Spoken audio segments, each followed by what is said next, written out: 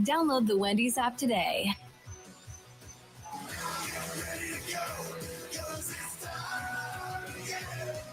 It is that time again. Happy Friday. It's a football Friday. And, oh, buddy, the weekend is almost here. Almost getting ready to watch the Packers on Sunday. Got cup action for the Bucks this weekend. You know they're going to kill him. You just know. I mean, if Giannis doesn't play in the cup game, then I would say there's cause for concern if he's not playing in the cup game. But if I had to put money down on it, you'd have to think he's playing in the cup game. If the Bucks win back-to-back NBA Cups, can we get a banner in here for them? No. Please? No. Please. I'll get it. Me and Tommy will pitch in. Maybe I get Brandon to pitch in a little bit. You know what I've realized today? What's that? You make a lot of money. That's what I do. Oh, that's what I've realized. Today we went. You are so frustrated. Hold on. First of all, hold on 1 second here. Ben Solak's having to reschedule, so I'm having to do this. Let's see here. What time before 5 p.m. Central works for you? Apparently, he got put onto the TV schedule, so now everything is all messed up. Okay, so Ben Solak of ESPN, NFL analyst, was supposed to be at 2:20, but it looks like, based on what I'm seeing, that he's going to have to move. So stay tuned for that. Ryan Wood of the Green Bay Press Gazette right now currently is at 3 o'clock, scheduled to change. Charlie Sounds of the Day, 3:40. Green and Gold update. My guy, Jeff Heffley, was fired up yesterday. I want to play some of that. Fantasy Football Friday with Joe Bartel from RotoWire Fantasy Sports. Follow the money with Austin Herdenia. See where all the money's being put down, what games are getting the most money on them. For those of you that aren't big gamblers that like to go to the Potawatomi Sportsbook, but, a couple dollars here, $5 here, but really don't know what the hell you're doing. You listen to that segment on Fridays, then you can go where all the other money is, right? And feel confident that, okay, this is my educated bet by listening to Wisconsin Sports Daily and Austin Herdenia. So that's at 4:40. And then after that, we'll do things that Sparky missed on the show as well. So lots coming up on today's show. Now, what I was going to say is about, Charlie used to making all this money. Mind you, he works 2 jobs, so he's not making that much money. But, so we go to a grocery store. I'm not going to say where it was, but we go to a grocery store before the show, mainly because I don't have a vehicle today because the kid's home from college. His car is broke. We're getting it fixed. It'll be fixed next week. But either way, so we only have 2 vehicles, and she takes her vehicle to work. I have mine. So he took my vehicle after he dropped me off at work, and then he went to work because he's working a couple days while he's home at his other job. Fine. So I have no vehicle. So I go to Charlie Hughes, and I was like, hey, man, I got no wheels. I said, I need some soda for my fridge because if you watch on X and on YouTube, as you can, streaming us live on X and YouTube at WI Sports Radio, you see me drinking soda constantly for 3 hours while I'm doing the radio show. So I needed my soda to get me through the radio show, and I wanted some lunch, which equated to a bag of chips that I bought, and so forth. So we get my stuff, and we're standing in line. Okay, at the checkout. And in my head, I'm thinking, this is driving Charlie nuts right now, right? Because over here to the right side, there's a whole thing of self-checkouts. On the left side, too, there's a whole open bay of them, too. So there's self-checkouts. And I'm just sitting here internally smiling, thinking to myself, he is going to lose it here shortly because we were behind 2 people that had a ton of stuff, right?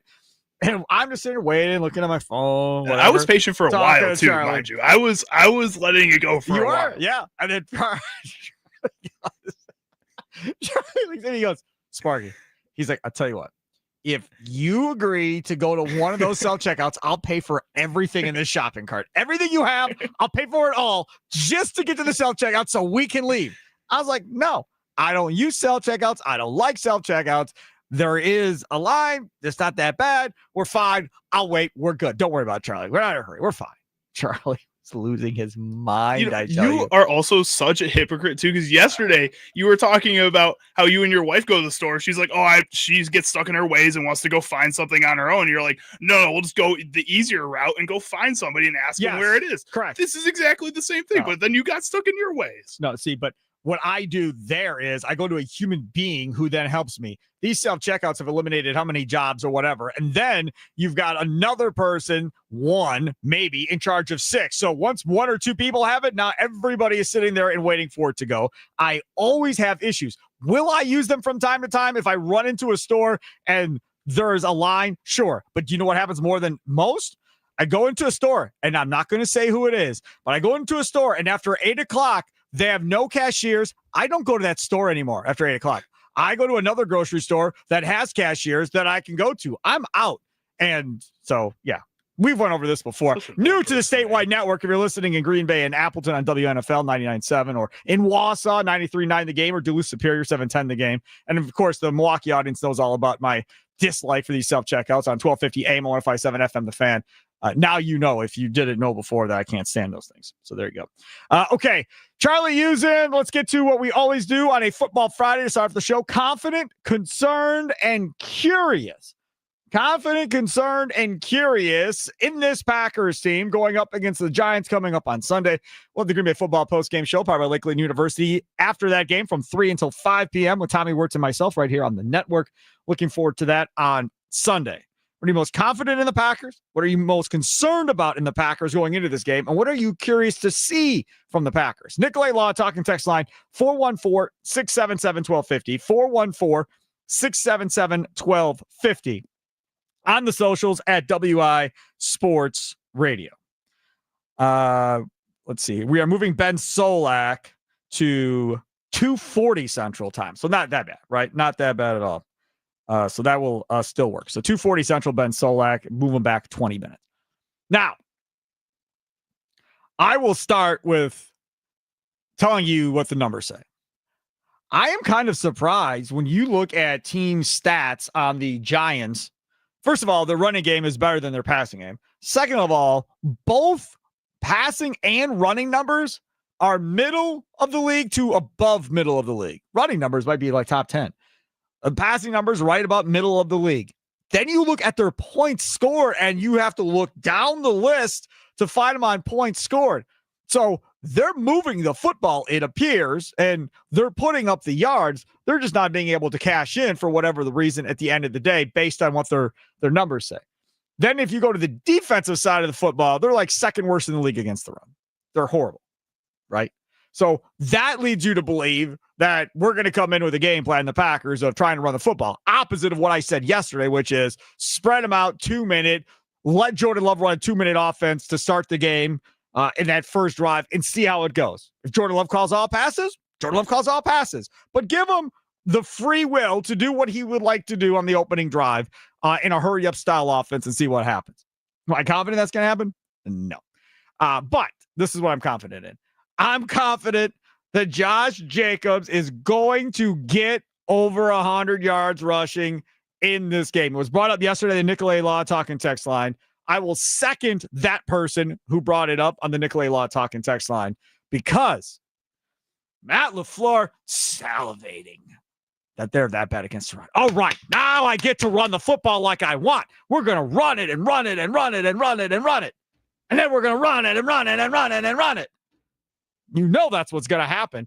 And you and Dan Orlowski that want them to take the handcuffs off of Jordan Love, based on numbers, I don't think it's happening coming up on Sunday. I hope it does. I don't think it is. So I'll take Josh Jacobs over 100 yards. That's what I'm confident in this one. Oh, and another touchdown, because that's what he does. He scores touchdowns. Yeah. That isn't going to be my confident, but I'm going to third that. I think he will also get to that 100-yard mark. If there's anything this Giants defense can do, it's pass rush. And I think just being able to break them down in the run game will be really beneficial for the Packers, not only just in the statistical side of things, but just in their confidence themselves in that offense, and getting what they should have been doing all season going now finally would be really nice for them. My confidence is going to be over on the defensive side of the ball. And it's another thing that I think a lot of people have been a little disappointed with this season for the Packers, and that's the turnovers. With Jameis Winston at quarterback, I think the Packers get at least 2 interceptions in this game, and maybe even 3 total turnovers at least. I think this is a game where they can really break out. Xavier McKinney can go and have another interception in a game like this, playing against his former team. hopefully a guy like Keyshawn Nixon can kind of have a bounce back game after he's slowed down a little bit in this second part of the season here. I think this is something for the Packers defense to not only show the rest of the league once again that they're a top 5 defense, but then also help the offense get going in a game like this. Right. And see, that's the thing too about this game. I feel like there is a want, and I don't know if it's internally. I think it is though. Of we need to go throw up 30. We need to go throw up 24. Right. I feel like this outside talk and pressure. They hear, they know, they're aware of based on their comments and so forth. LaFleur getting asked about job security last week. I just feel like if there's ever going to be a game where they're going to try and lay the wood on somebody and put up a bunch of points and run it up if they have the opportunity, I feel like it's going to be Sunday, Charlie, because I feel like that's what this is all about right now. It's not about the defense. It's about scoring a bunch of points and shutting everybody up about the offense. But then if you can go out and do that, I don't think there's another point in this season where you should have 2 straight games like you had this past couple of weeks.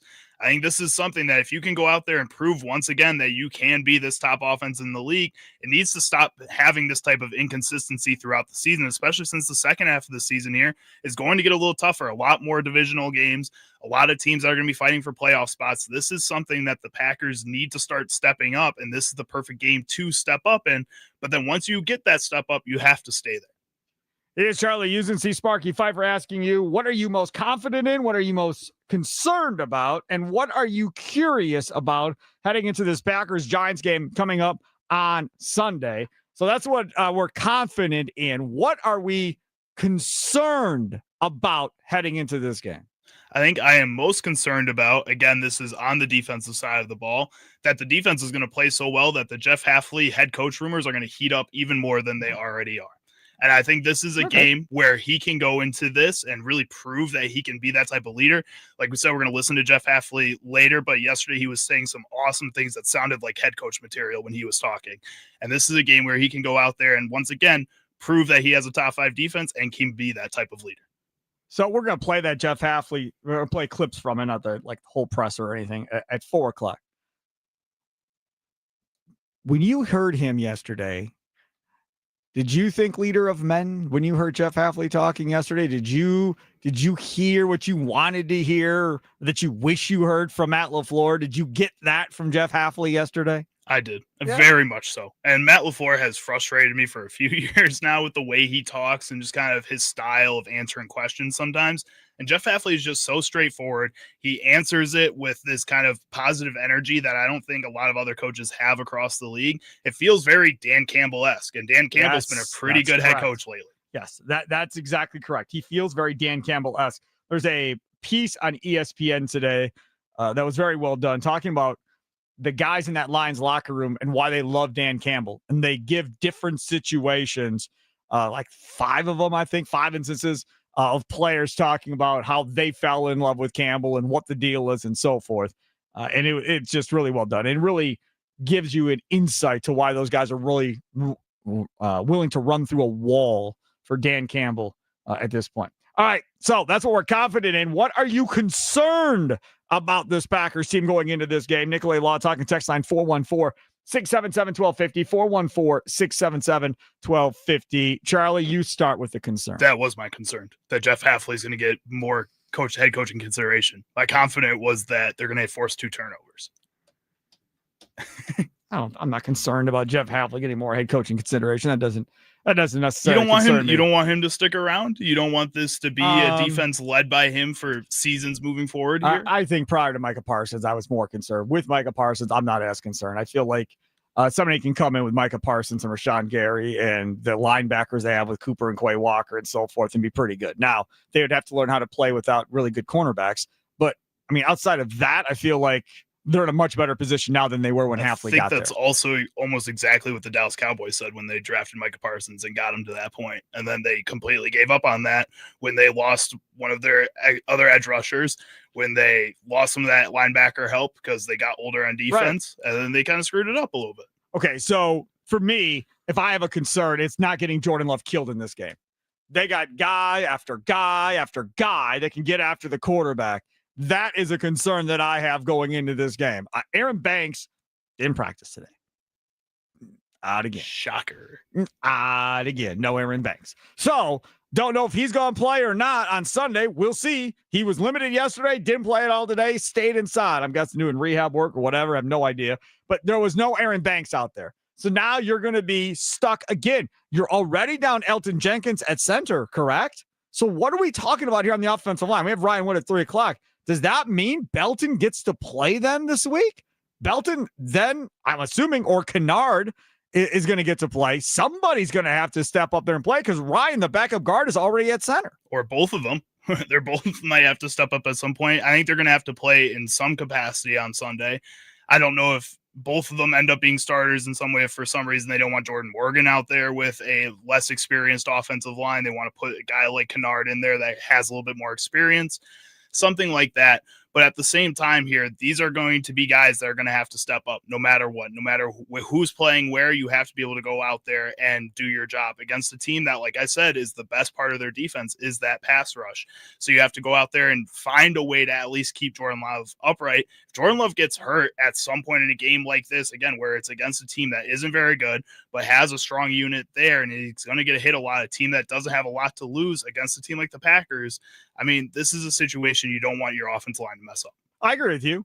And that's part of it. Now, the other part of this is going back to running the football. That's another reason. Not only do you run the football because they suck at defending it, the other reason you run the football is to try and take pressure off your offensive line as far as run blocking goes in this thing.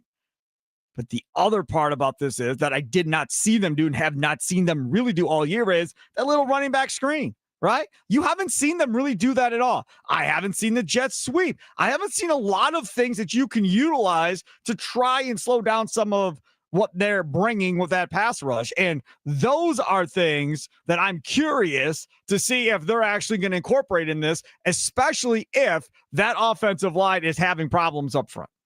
I'm in semi the same vein as you, and it's about getting some other players in this offense going in more creative ways in order to get this team's entire offense going. But it's more specifically Matthew Golden. If he's going to be playing in this game, which he's been practicing all week, this feels like the perfect opportunity for a player of his skill set to get a lot of targets in the midfield kind of early downs in order to get this team going in that fashion, and then also take over from that Tucker Kraft role of trying to make something happen with your legs. You're a young player that not a lot of people have seen break out yet, and because of that, there's going to be a lot of room that this defense, who isn't also very experienced, is going to give you. And as an offense, as a head coach, you have to try to get that involved as much as possible when really at this point, nobody knows what to expect from the Packers offense still. No, and I think that is a question coming into this too that I think everybody wants to see an answer to, right? Because the big thing that everybody was saying was there's no identity to this Packers offense. They're still looking for an identity. The identity that I think LaFleur wants is running the football. I'll give you another thing that I'm curious to see. What's that? Can we go back to running a bunch of play action, please? Like, if we are going to get going on the ground and you get a couple of early runs, use the play action. Please, can we use the play action? Run play action takes a lot more time to develop that play, though. And if you have rotating offensive linemen out there against a good pass rush. Makes sense. I understand. But I'd like to see something. I'd like to see Matthew Golden, who it looks like is going to play. Him and Christian Watson both are going to play. I'd like to see Matthew Golden get a 40-yard strike. Mm-hmm. I'd love to see it. I'd love to see Matthew Golden on not even a play act, just a quick 5-yard slant, and he turns it upfield for 20. Let me see some of that, right? Every week, in Matt LaFleur's career, seemingly, since this new age of we have no number one, every week it's somebody else. Can this be the Matthew Golden week at wide receiver? I know it's really the Josh Jacobs week running the football, but can we have it be the Matthew Golden week where he leads the team in targets at this point? That would be nice. And that doesn't even mean he needs to have like a monster week. I'm not asking for 8 catches for 140 yards. I'm asking 6 for targets, 5 catches on 7 targets for 75 yards. Done. Maybe a touchdown. I'll take it. Yeah, I'll take it. Yeah, that's all I need. That's all I'm curious to see. Yeah, I would be very happy if that's the direction that this thing took at the end of the day. All right, take a quick time. I'll come back on the other side. We're going to have Ben Solak on. He was supposed to join us now, but because of TV commitments, he had to move it back. So he's going to join us in 20 minutes instead at 2:40. ESPN NFL analyst who is all over this Packers play calling thing on Monday night and really dissecting it. Did great work. So we'll talk with Ben Solak coming at 2:40. Up next, on this date, Brandon Jennings scored 55 points for the Milwaukee Bucks. 55 points. What we want to know next is, can you name a sporting event that means so much to you that you remember exactly where you were and how the whole thing happened? You remember it all like it was yesterday. It can be any sporting event. Maybe it's a Jennings game for you. I don't know. Whatever the sporting event is, I want to hear the details and hear what game it was for you that meant so much. Because this game, for me, I can tell you everything that played out that night, and I will. Coming up next is Wisconsin Sports Daily, served up by Wendy's, live from Wisconsin Sports Radio Network studios, powered by the Potawatomi Sportsbook. And talking about the Potawatomi Sportsbook, Potawatomi is giving away over $300,000 in prizes. It's autumn action. Gotta love Potawatomi. I do. Yeah, you heard that right. Over $300,000 in prizes, courtesy of our friends over at the Potawatomi Casino Hotel. Autumn action runs now through the 20th, and you can earn entries playing with the rewards card. Prize drawings happen on Thursdays between 5 and 8. If you win, you can get to pick your prize from the prize board. All leftover prizes go into a rollover jackpot drawing. For more info, go online at Potawatomi.com. Must be 21 years of age or older and a rewards member to play.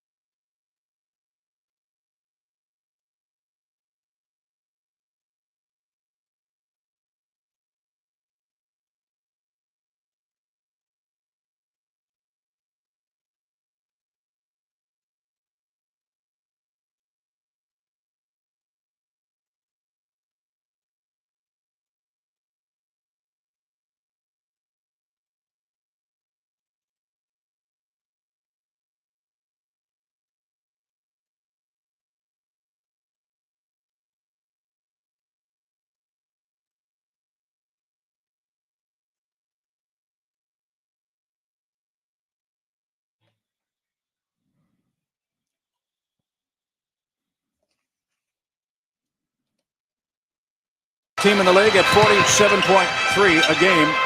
The differential plus 6.6. A rattle out on the three-point attempt, and there's the little guy, Brandon Jennings.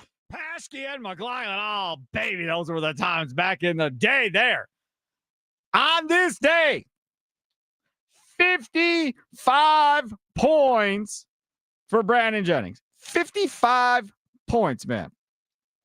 Now, let's make everybody feel old. That was 2009. 2009, he ended up with 55 points in that game. And you can hear the crowd getting louder and louder, the excitement continuing to build as they went on. And you want to know why the Bucks are a better rebounding team? That's another reason. The guards can rebound. Come on! Look at him! Look at him! Look at the kid! Look at him! Look at the building! Man, Bradley Center rocking. Rocket, I tell you, man. I kind of miss the Bradley Center, man. That was like one of, again, first home for me. That was just crazy. That's awesome. I will tell you exactly, and I want to hear your stories as well. As far as name a sporting event that means so much to you that you remember exactly where you were and how it happened. Nicolay Law Talking text line 414-677-1250. Doug and Racine, you're up on Wisconsin Sports Daily, served up by Wendy's with me, Steve Sparky Pfeiffer. What's up, Doug? Hey, my buddy won tickets to a Packer Bear game in '96, and he calls me up and goes, "Hey, what's the deal with this? Everybody's trying to buy them from me." I said, "Well, maybe just the biggest rivalry in football history." And he goes, "Let's go." And it was a '96 game against the Bears where Desmond Howard ran down to our end zone right in front of us and did the Heisman pose. Ooh, nice. And then we won the Super Bowl that year. Yeah. That's a good one. Yeah, you're not going to remember. You're not going to forget that one anytime soon. No way. Yeah, that's good. That's good. Was awesome. That's good stuff, Doug. I appreciate it. Thanks for the call. So, the 55-point game night. In our building here in Milwaukee, we have two other radio stations, The Mix and Kiss FM, and the morning show host, she's still on. She's been here 20 years like me, Allie Faith. She was getting married that night. So a bunch of us were invited to the wedding and the wedding reception and the whole deal. So I went to the wedding reception. Well, back then I would do post-game shows on in Milwaukee after Bucks games on our station in Milwaukee. So I left. I was like, all right, I'm out. I'm going back. And the old conference room that we had a TV in it. So I literally sat in the conference room and was watching this Bucks game while the majority of the rest of the staff was all at this wedding. Well, as he is scoring and it's climbing and climbing, everybody is at the wedding, like trying to find a TV and freaking out like, oh my God, is this really going on? I'm like, y'all are missing it. I'm sure the wedding's great, but you all are missing it right now. And then the dude does this. Travis on his feet. Jennings, I mean, he had his hands on him out there. Jennings. Bucks rookie record, 53 points, a three-pointer. A record that has stood for 39 plus years. You played with Lou Alcindor when he hit 51. You have just witnessed Brandon Jennings scored 53 points, a Bucks record for a rookie. And Jim, in a different way, this is more spectacular. One, this young man didn't have 4 years of college as Kareem did. He's not 7'4" and doing it with a lot of inside dunks and those great hooks. Kareem was great. This is more spectacular. This is where amazing happens. This is where amazing happens, John McLaughlin. That is absolutely correct. Where amazing happens. So he eventually had a couple more free throws, got to 55. And they were playing the Warriors that night. Monte Ellis and the Warriors. And I did a post-game show back in the day. And the Bucks media relations department was just amazing. Just absolutely amazing. They always took, we used to have Giannis on back early on in his days and all of that stuff. It was awesome. And they got me Brandon Jennings on the post-game show when it was all said and done. After the game was done, we got to have Jennings on. And I will tell you right now, I will never forget that whole deal. Because literally, I was so excited. First of all, background, I wanted them to take Brandon Jennings. He was in the McDonald's All-American game that year that happened to be at the Bradley Center, right? It was at the Bradley Center that year. And he had his kid and play haircut going on and the whole deal. And it was super cool. And in that game, he wasn't trying to score the basketball. He was trying to get the assist record in the McDonald's All-American game, which was amazing. So loved him then. And I was like, all right, I want this dude on the Milwaukee Bucks. So when they drafted him and then he does this, I was like, man, this dude is going to be a star. I knew I was right on this kid. He's going to be a star. He came on. I swear to you, I'm sure he remembers it. You can ask Brandon Jennings. I literally said, dude, I want to have your mama on to thank her for having you. That's what I said to him. And he just busted out laughing. We never did get his mom on, by the way. That never actually ended up happening, but it would have been cool had it happened. I did reach out to the Bucks to try and get Brandon Jennings on today's show. No response, though. Mike in St. Francis, you're next on the Wisconsin Sports Daily, served up by Wendy's. What's up, Mike? Hey, Sparky. Hey, a moment I will never forget. This goes back to when the Bears were pretty much dominating the pack. We couldn't get a win for nothing.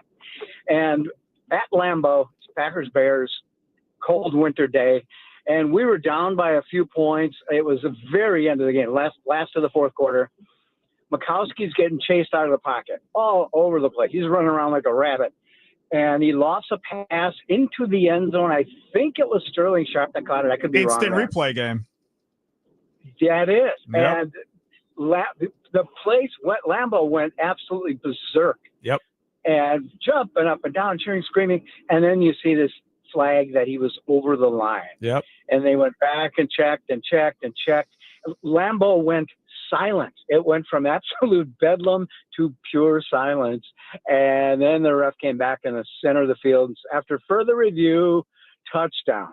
And it just exploded in there. And everybody, as we left the stadium, after further review, the Bears still suck. Right? I'll never forget that moment. It was absolutely great. I remember that moment on my side of the world too. I wasn't at the game. Mike, thanks for the call. I was at home watching it. I was younger, obviously. My dad, I've told the story before, was a complete hothead, where if they lost, we didn't leave the house to go out for dinner. If they won, we got to go out for dinner on Sunday night, right? He had already quit on the Packers. He was done. He was upstairs. He was in the bathroom and whatever. So they score that touchdown. I come running up the stairs. Dad, they scored. Get out of here. No, they didn't. I was like, oh, wait, it's a replay. See, I told you they're not going to win the game. Blah, blah, blah. And then it comes out that they did. And I to this day, I won't let them down. He quit on them, completely quits. It's over. I'm done.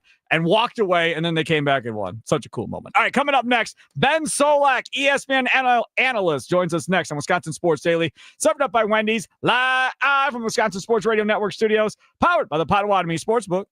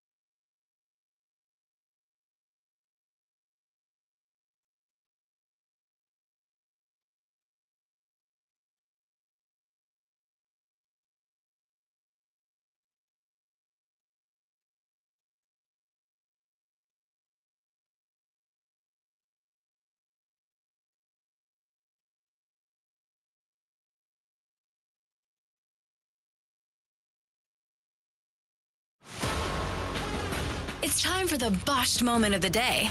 Bad call, dropped pass, horrible coaching. Did someone say the wrong thing? Let's get to it on Wisconsin Sports Daily, served up by Wendy's on the Wisconsin Sports Radio Network. We have Ben Solak about to join us, ESPN NFL analyst. Follow him on Twitter at Benjamin Solak. But first, we got to do our botched moment of the day.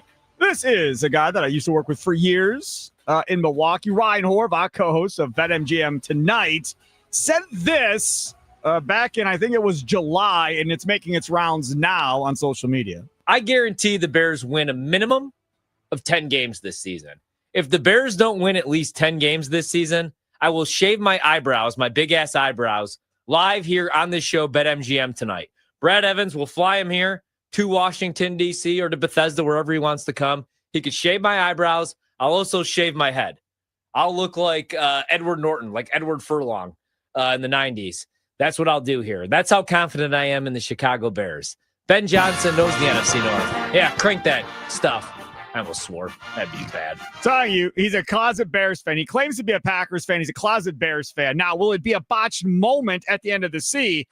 Mr. Ben Solak joins us now on the guest hotline powered by Gruber Law. That's a bold call in July, I would say. Do we think he ends up shaving his eyebrows or not? It'll be close. The Bears are definitely 6-3. It is also the case that the Bears are punching above their weight record-wise. Right? You go look at some of these wins. Last-second win against the Raiders. It took a fumble by the Commanders to sneak that one away. Giants one was obviously a 10-point deficit in the fourth quarter. They're probably closer to a 500 team, but hey, the first half of the season ran out nice, and they have a good shot of winning this upcoming week in Minnesota. So I'm guessing eyebrows safe, but I do think if there's a good candidate of a team that looked great in the first half of the year to regress in the second half of the year, that team is Chicago. Obviously, we all hate the Bears here, so I hope they lose every game. But now I really want them to make sure they don't get to 10 because I want to see the dude without his eyebrows. I had to get you out, man. You are awesome. I love when you're out with me at Kimes. You do great work. Love everything about you. But when you went and broke down Monday night, the different inside zone running plays out of the shotgun that the Packers had ran this year and how it was pretty predictive, I guess you could say, when the Eagles did the calling out of which way the play was going and what it was. Packer fans got mad. Matt LaFleur said, hey, this happens in the NFL, right? It's not the first time it's happened to an NFL team. It happens from time to time. What's your response to that? He's not wrong. It's absolutely the case that it happens from time to time. In fact, I would say it happens more frequently on a 2nd and 7 in the second quarter of a 10-3 game than we realize, right? Like, remember, this was Moro Ojomo, who was the one who kind of sniffed things out. He was a 7th-round pick out of Texas. He was a backup rotational player for them up until this season. Like, this is the NFL. You know, guys are much better at seeing things and reacting to things and picking up on tendencies than they tip their hands to in the media, and we give them credit for on the outside. So LaFleur is correct to say that, like, these sort of instances happen. Now, good self-scouting, good internal scouting catches these things, right? And you would hope that somebody in the Packers building is able to say, you know, over the course of the season, hey, you know, do we need to be looking at what we do with our short yardage runs in our hurry-up situations, right? Take the Eagles, for example. The first tush-push they ran against the Packers, they ran a change-up tush-push, right? They didn't shove it straight down the middle, but Jalen Hurts took a step to his left, and they ran that sneak off tackle there against the Packers. That's good internal self-scouting, saying, hey, we have tendencies other teams are going to pick up on them. Let's try to be a week ahead instead of a week behind. And so it's not an egregious sin. It just happens in a nationally televised game, on 4th down, after embarrassing loss to the Panthers, et cetera, and the snowball compounds.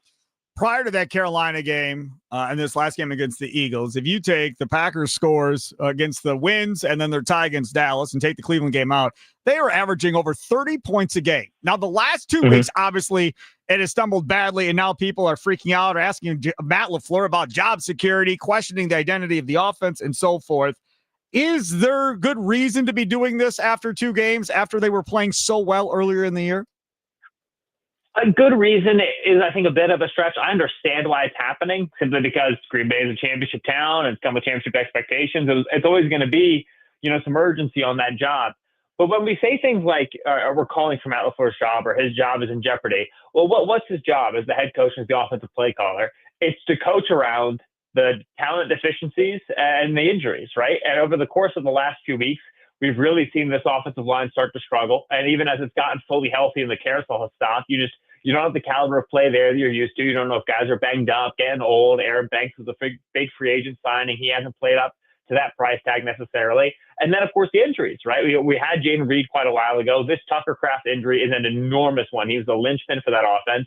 And you're getting banged up receivers across the board, right? And Christian Watson and then Matthew Golden and Dontavian Wicks have all missed periods of time. And so when we say, oh, Matt LaFleur is coaching for his job the rest of the way, he is. His job is to be able to coach around these things and to excel despite it. And so if and when the Packers offense improves down the stretch, which I expect them to do, they have good players and a good coach, we will no longer be saying, oh, this is, Matt LaFleur's job calling for his job, because he will have done his job, which is, dealing with the deficiencies around him. And so I have confidence the Packers offense will look better down the stretch, because I have confidence that LaFleur is a good coach and will do this. If not, then a reckoning comes in the offseason. I'm Ben Solak, ESPN NFL analyst. Follow him on Twitter at Benjamin Solak. I need to know your opinion on Jordan Love. I saw Dan Orlovsky, I think it was, Tuesday or Wednesday, talking about they need to take the handcuffs off Jordan Love, let him be more aggressive and throw the ball more. The one alarming stat I saw earlier in the week was after week 3, the Packers were like second or third in the NFL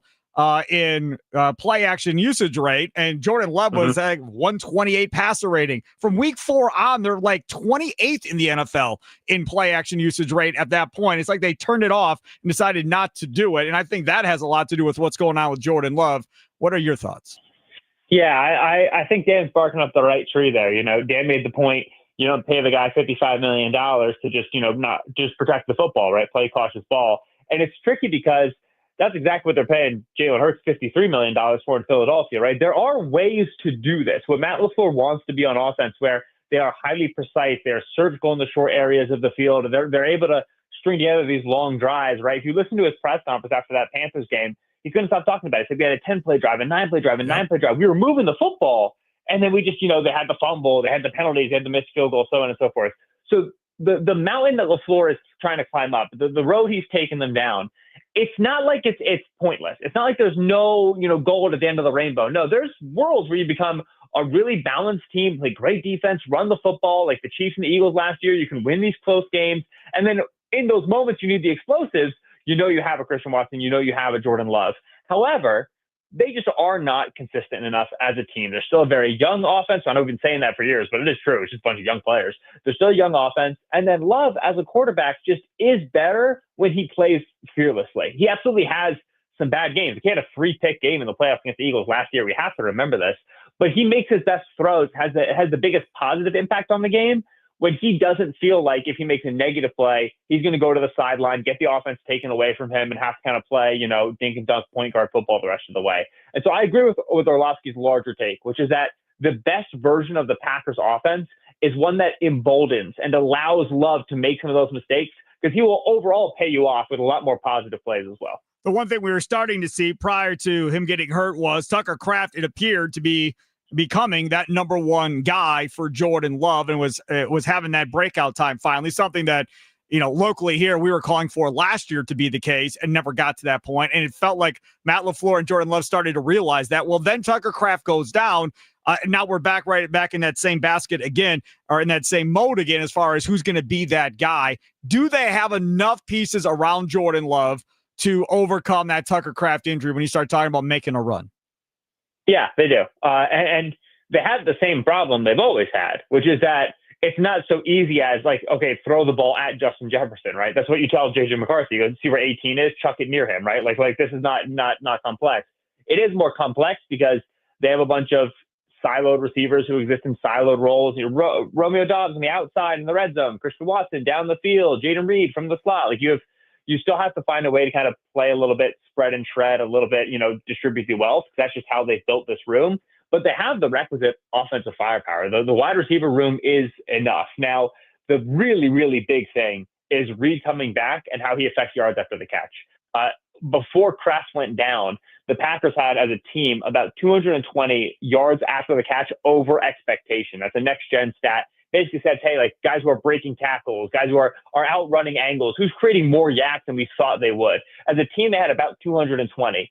Tucker Kraft had 110 of those, right? It was all coming from the tight end. Josh Jacobs was second at 60. In Watson and in Golden and in Dobbs and in Wicks, you don't have tackle breakers. These are not guys who create after the catch, that turn those incremental, dink and dunk passes that LaFleur prefers here and turns those into explosive gains. Reed is the guy who's got to do it. And so the big linchpin to figure out in November and December is how healthy is he coming off of the foot and how many tackles is he able to break. If you can get playmaking from Reed, you do have enough.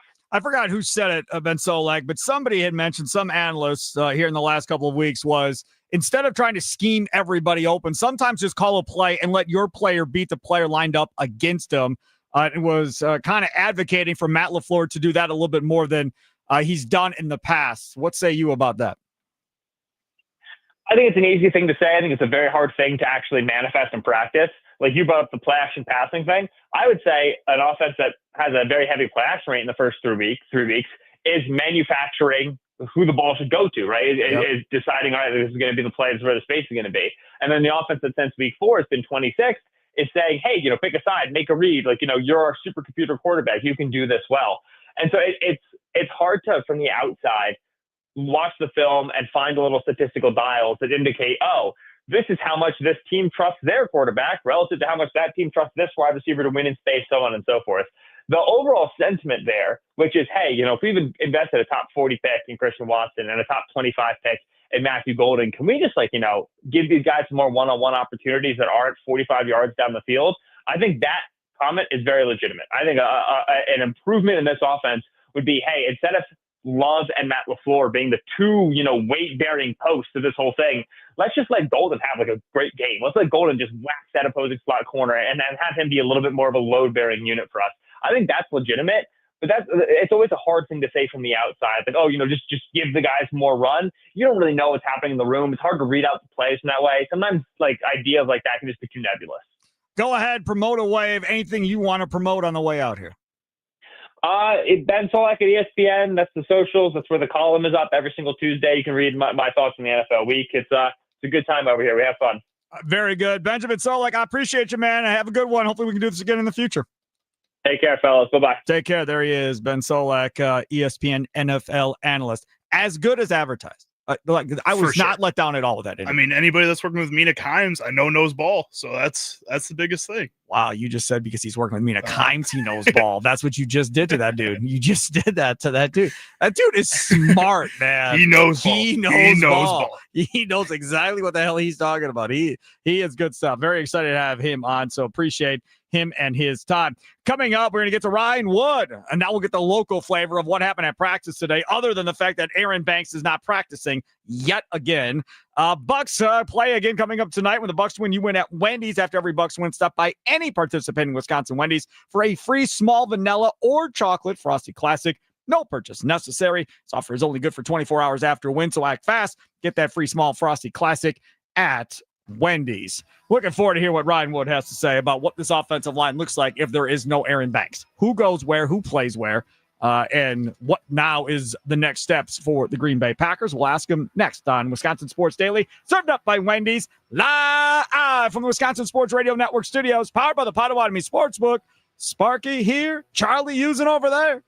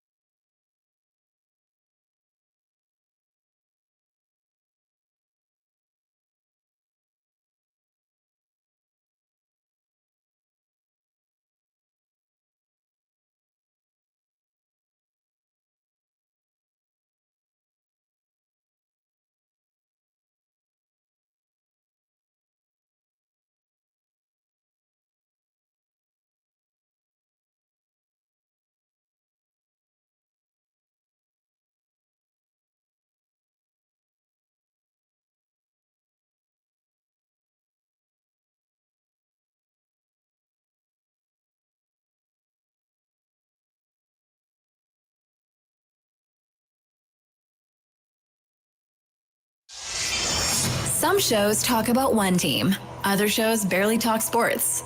This show will talk Packers, Brewers, and Bucks every day. It's Wisconsin Sports Daily with Steve Sparky Pfeiffer, served up by Wendy's on the Wisconsin Sports Radio Network. Download the Wendy's app today.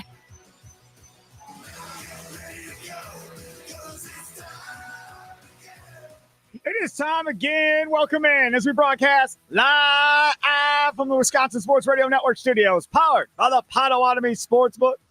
See Sparky Pfeiffer here. Charlie using over there, other side of the glass. He's having brats tonight with some sauerkraut for dinner. That's what you're doing. I got to get the cheese brats, too. I don't do regular brats. Got to have the cheese in the middle.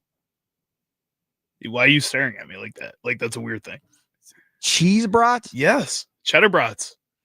That's all I eat as well. But we just fry them up in the pan, and then we got some potatoes, a vegetable, got to have ketchup, and away we go. Ketchup? No. Yeah, you dunk the cheddar mustard. brat into the ketchup. Dunk it? What? Yo, Okay, yeah, you're man. insane. No, Yes. now you're the insane one. Yes, that's how it works. That's not how that works. You put, first of all, mustard on it, and you put it on it, not dip it in. That's crazy. No, I don't have it with a bun. You don't even have it with a bun? No, you just cut it up and just dunk it in the ketchup and eat it. Yeah. You're insane. Yeah, man. Absolutely. Just like you put ketchup on eggs. Same thing. No, okay. You can't just say it just like you put ketchup on eggs. Our guy Tommy Wirtz puts ketchup on his eggs too. Yeah, that's crazy. Like hot sauce on eggs, I'll do. Yeah, I do that all the time. I've done hot sauce before. Yeah, I don't mind that. Joining us now, I'm sure he has thoughts on all of this on the guest hotline powered by Gruber Law. He is Packers beat writer Ryan Wood of the Green Bay Press Gazette. Follow him on X by Ryan Wood. Mr. Ryan Wood, your thoughts on our food take? I like to eat. I have this weird anti-condiment thing that I just can do without. So, what does that mean? Yeah. What does that mean, man? It means I like the taste of my food. So you eat everything plain? Yeah, with some cheese on a burger, but I don't need to put ketchup and mustard. Well, first of all, sauerkraut is the devil's noodles. All right, I've got no time for that. Okay, we agree. I don't know if you call that a condiment or not. Okay, fine. That's awful. All right, fine. But I like some hot sauce. You know, that Frank's Red Hot. I'll put that on anything. But other than that, no. Condiment mayo, no, just no. It's funny because my 9-year-old eats nothing on his food, like no ketchup, no mustard, no mayo, doesn't use ranch dressing. Smart kid. None of that, right? And my 3-year-old will literally take all of it and suck it right out for her finger and eat everything. And the difference is, Ryan Wood, is because when you were being raised and I was being raised, and the 9-year-old, because I didn't know about this, was we all had baby food for the most part. And now they tell you not to because of how bland baby food is. It's a harder transition when they go into regular food. So with a 3-year-old, we just gave her regular food. We never gave her baby food. And therefore, she eats everything you give her. Spicy, not spicy, doesn't matter. And all of us, I think, struggled for a long period of time to make that transition. Because when I was a kid, I didn't like a ton of stuff on. And look at you. You never even grew out of it. Is that right with baby food? This is the first I've ever heard this. Why. My kids are 13 and 11, so it's been a decade. It's your parents' fault. I had no idea. Yeah, it's your parents' fault. So blame them. My whole world just changed. It all makes sense now. That's why. Okay, Ryan Wood. Something that doesn't change. Aaron Banks not playing again, it looks like. So there's that. Not at practice today inside. So what's the latest on him? Looks like it was a rest day for him today. So I'm expecting him to play. He hasn't played all year. What does he need to rest for? I don't know, man. I don't make the rules. I just tell you what's going on. Here's what I can't do, though. Don't ask me. I think Matthew Golden's playing this week. I was wrong last week. Felt like he was playing last week. He's practiced more this week. I think he's playing. Lucas Van Ness is going to be interesting. You know, he's been limited all week in practice. Do they take another week? Usually they do. They've missed a lot of time. He's missed a lot of time, but we'll see if he's available. Savion Williams, he's been practicing. No, Aaron Banks, I expect to see you on the field. Do you know how many people I've had call into this radio show or the postgame show asking, when is Lucas Van Ness going to be back? Boy, they really need Lucas Van Ness. Not a single one. So I hope he does something when he comes back. That would be great. I want to go back to Banks because Charlie and I were talking about this at the beginning of the show. What's the line going to look like if he can't play when you already are down Elton Jenkins?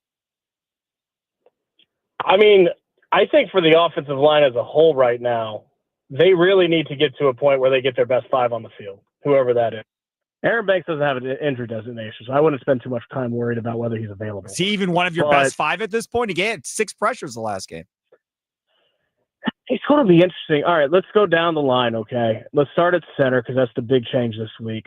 I'm intrigued to see Sean Ryan at center. Yeah. Because the thing that this offensive line needs the most is more power, more strength, just more pure ruggedness and want to in the interior run blocking game.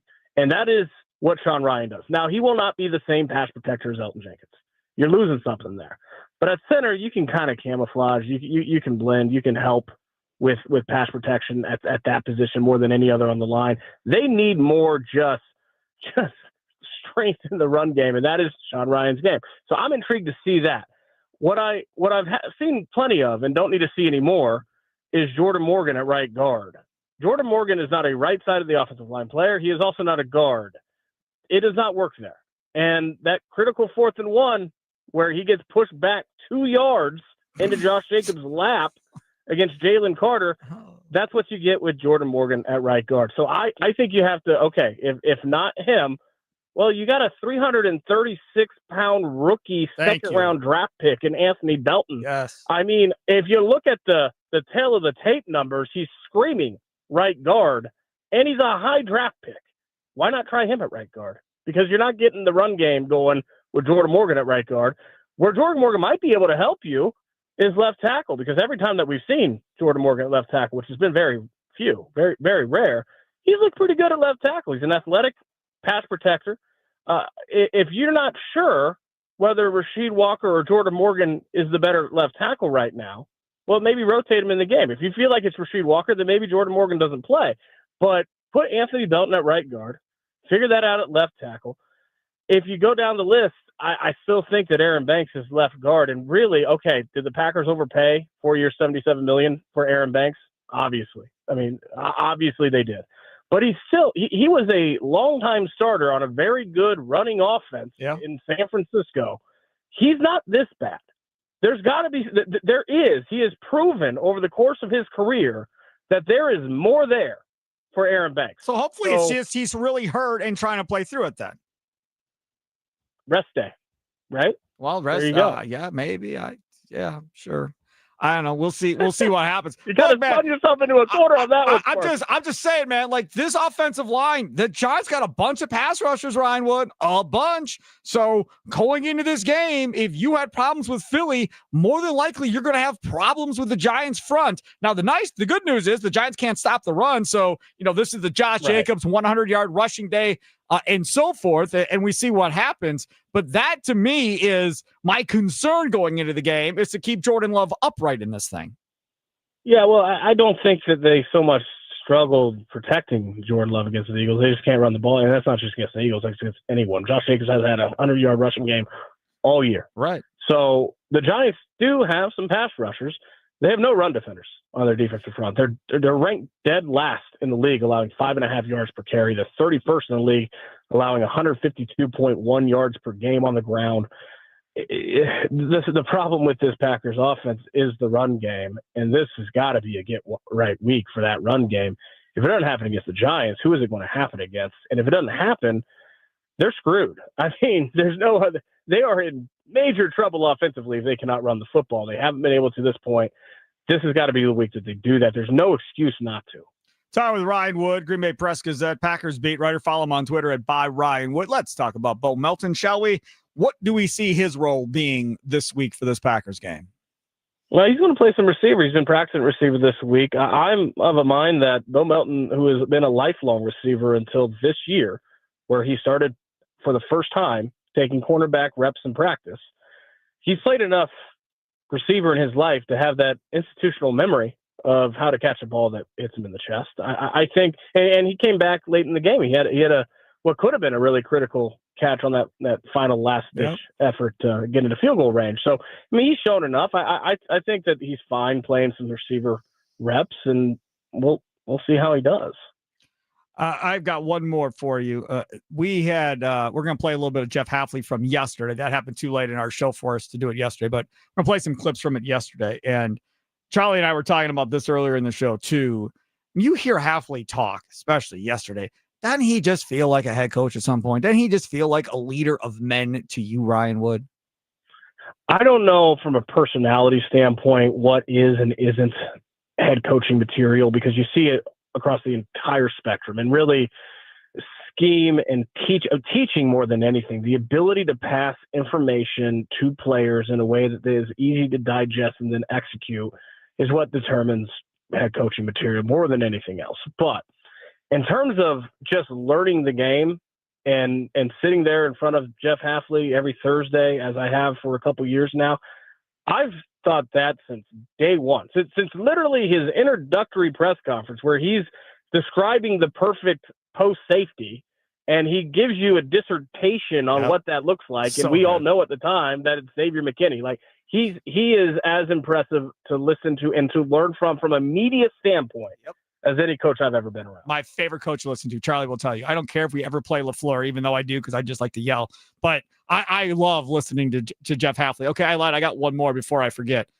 So Stenavich gets asked, Matt LaFleur gets asked about Adam Stenavich and whether or not, he's helping out on the offensive line, since he is the former offensive line coach, now as the offensive coordinator.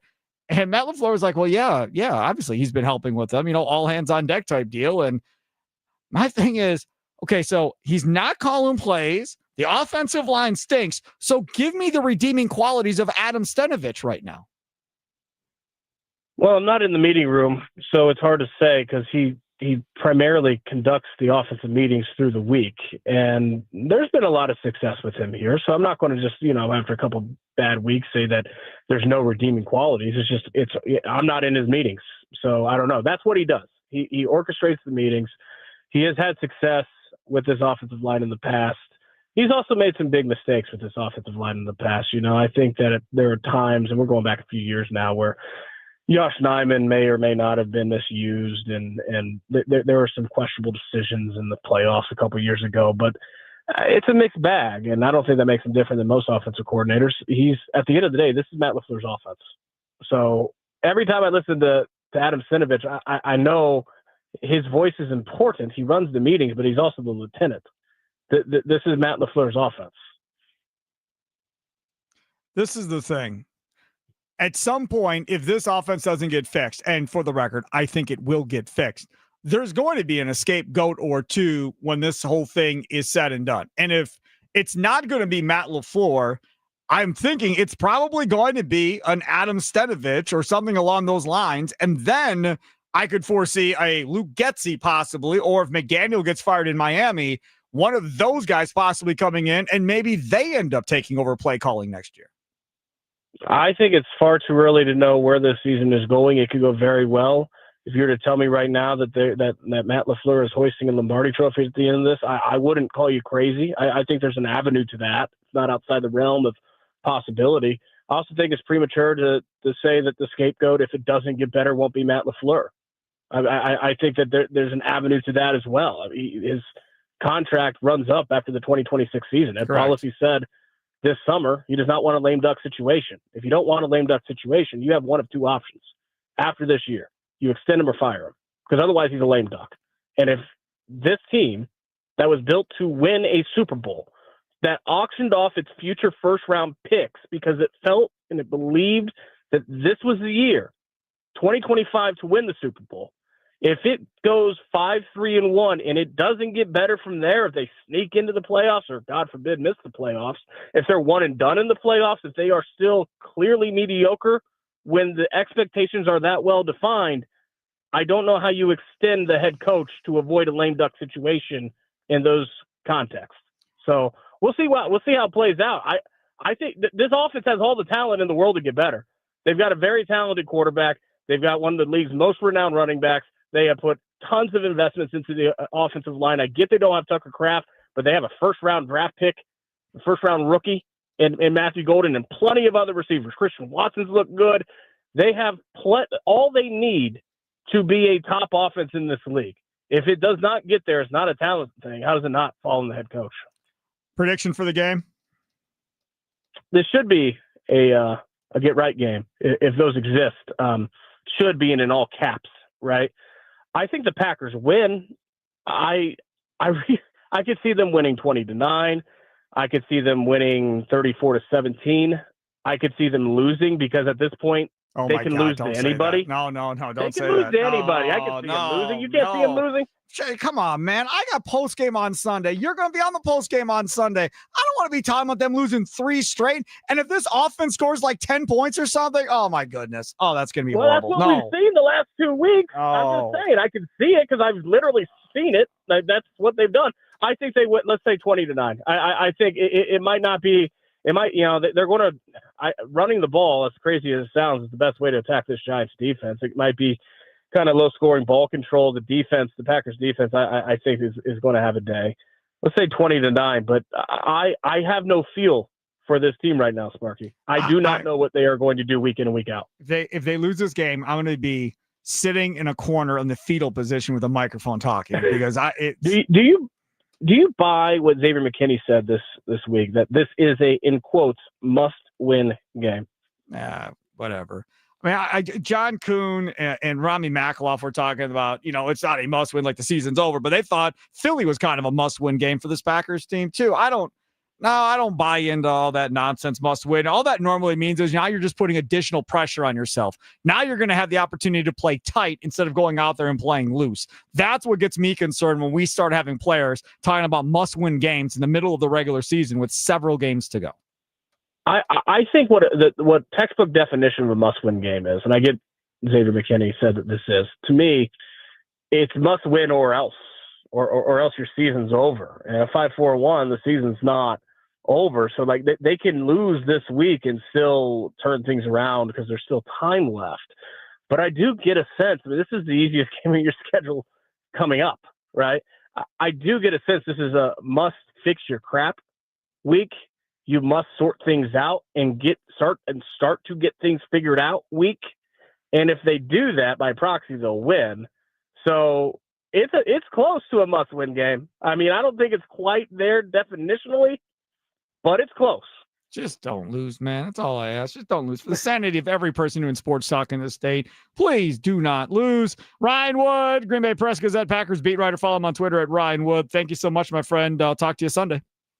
Take care. There he is, Ryan Wood. He'll join us in the Green Bay Football Postgame Show, powered by Lakeland University from 3 to 5, coming up on Sunday afternoon. Joining us on the guest hotline, powered by Gruber Law. One call, that's all. Charlie Sounds of the day coming up here in about 20 minutes or so. Looking forward to that. Let me tell you about my fine friends over there at the Potawatomi. Listen, man, they got game action going on all weekend long, right? College game, pro games, Potawatomi Sportsbook. You got the Potawatomi Sportsbook Kitchen going on as well. Plus, not only do you have that going on, but you also have the whole idea of 48 beers on tap. You have specialty cocktails, a dozen of those, and a 2,000 square foot center screen to take advantage of looking at all the games going on at one time. They got high top tables. They got booths. They have a second level as well that you can rent out for lunches. You can rent out for all kinds of different functions. Birthday parties, probably, maybe a little small anniversary party up on the second level to take advantage to. So make sure to take advantage of that. And if you're interested in going to the Potawatomi Sportsbook, say this weekend to go watch the college or the pro games, all you have to do is go to Potawatomi.com/sportsbook. Potawatomi.com/sportsbook. Reserve your seat today. There is a nominal fee, but that goes towards your food and beverage costs for the rest of the night. So take advantage of that. Another rumor out there involving a possible superstar headed to Milwaukee. We'll talk about that next. It's Wisconsin Sports Daily, served up by Wendy's, live from the Wisconsin Sports Radio Network studios, powered by the Potawatomi Sportsbook. Sparky here.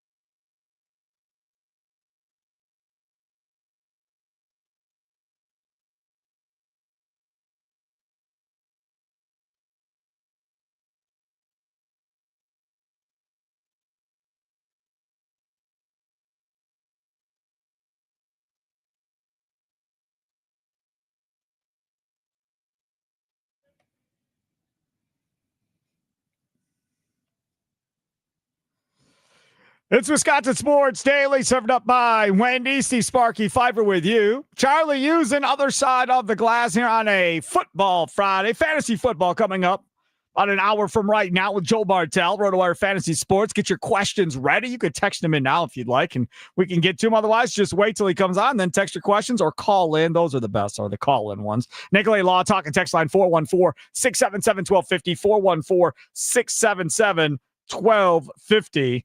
And then, of course, you can follow us on the socials at WI Sports Radio. Check out our new website, wisportsradio.com. Again, wisportsradio.com. You can stream us from there, as well as watching us on the streams on X and YouTube. Okay, so let's talk a little bit about this latest thing involving your Milwaukee Bucks and another potential star player heading this way. Now, this report comes from Joe Vardon of The Athletic, who's been a longtime NBA writer for The Athletic and does a really good job. So it's a credible source. This isn't somebody just throwing crap at the wall and seeing what happens. There is chatter around the league. The Mavs could be moving on from Anthony Davis and Kyrie Irving. Now, again, when you start talking about both of these guys, and what it looks like, both of these guys are hurt right now for the Dallas Mavericks. And we talked about the other day on this show, as far as, of the guys that could be available, Paul George, who's always hurt, right? Ja Morant, who has all kinds of off-the-court stuff going on with him half the time, and he tends to be hurt quite a bit too. Trae Young has his stuff. He probably has less stuff than the rest of them, if we're being honest, he's just right? awful at defense. So you never want to put him on a court. But as far as playing, though, he plays more but than he's hurt. He's not really any different from Damian Lillard. I think it's kind of the downside. Okay, fine. Anthony Davis, always hurt. Another guy that was mentioned. But now Kyrie Irving is being tossed out there as well. Now, this is the difference. When we start talking about how this all plays, Giannis has to sign off on anything if, you're going to pull a rabbit out of the hat here. If you're the Milwaukee Bucks, Giannis, in my opinion, has to be asked about this. Now, you don't have to ask him, John Horst. You don't have to ask him. You can just go do this trade on your own and just hope chemistry-wise that this whole thing works out. If you're interested in knowing numbers, Kyrie Irving's cap hit this year is 36.5. Kyrie Irving's cap hit age 34 next year is 39.4. Kyrie Irving then has a player option in 27 at age 35, a player option of $42.4 million, and then a free agent in 28, 29.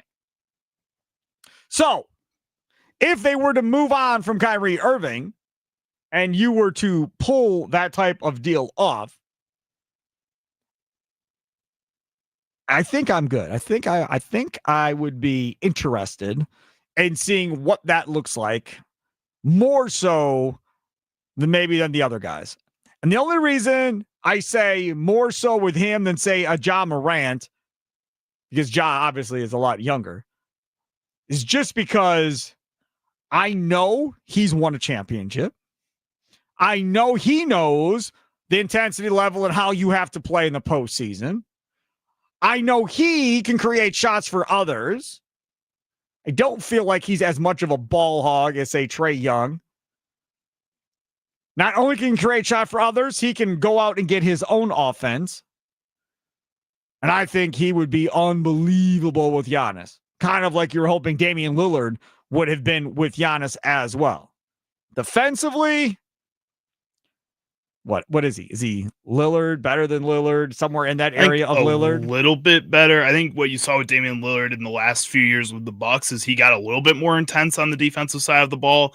But again, he just wasn't on the court, which I think is the same case for Kyrie Irving. And because of that, the defensive liability is just the fact that they're not playing. Correct. Last year, he averaged 24.7 points per game, 36 minutes a night. I don't think Doc would play him 36 minutes a night, but 47% from the field. He shot 40% from three, Charlie. That's pretty good. I'll take that. The year before that, he averaged 25.5 points with Dallas.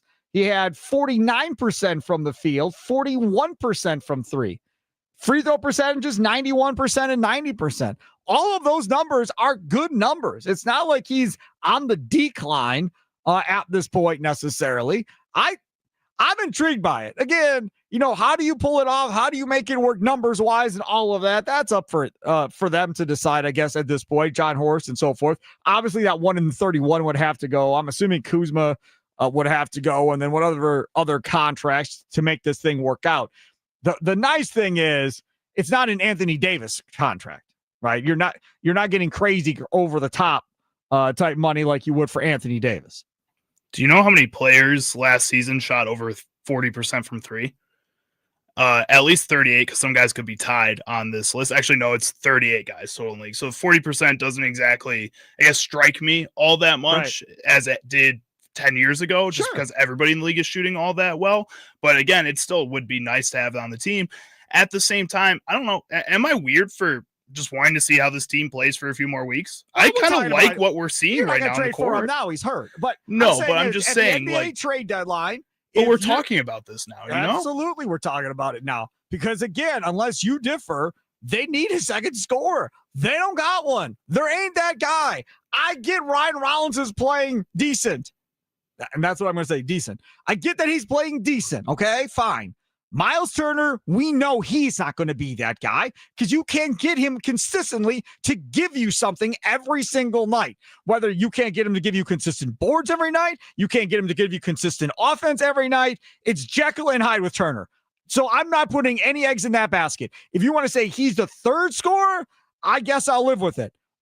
But they need a legitimate another guy that can play with Giannis, that can go get points for themselves. And Kyrie Irving, I think, could be that guy.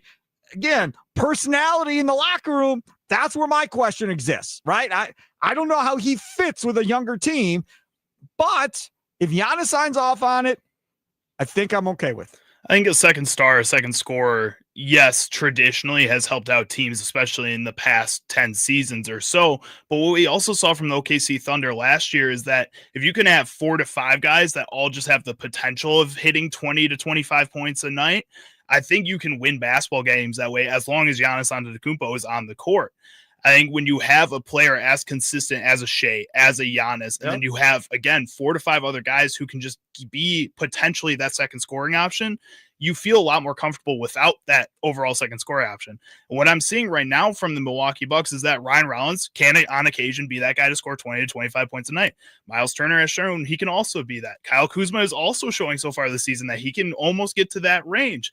Gary Trent Jr. is a guy that we saw at the end of last year and in the playoffs that could get to that type of point.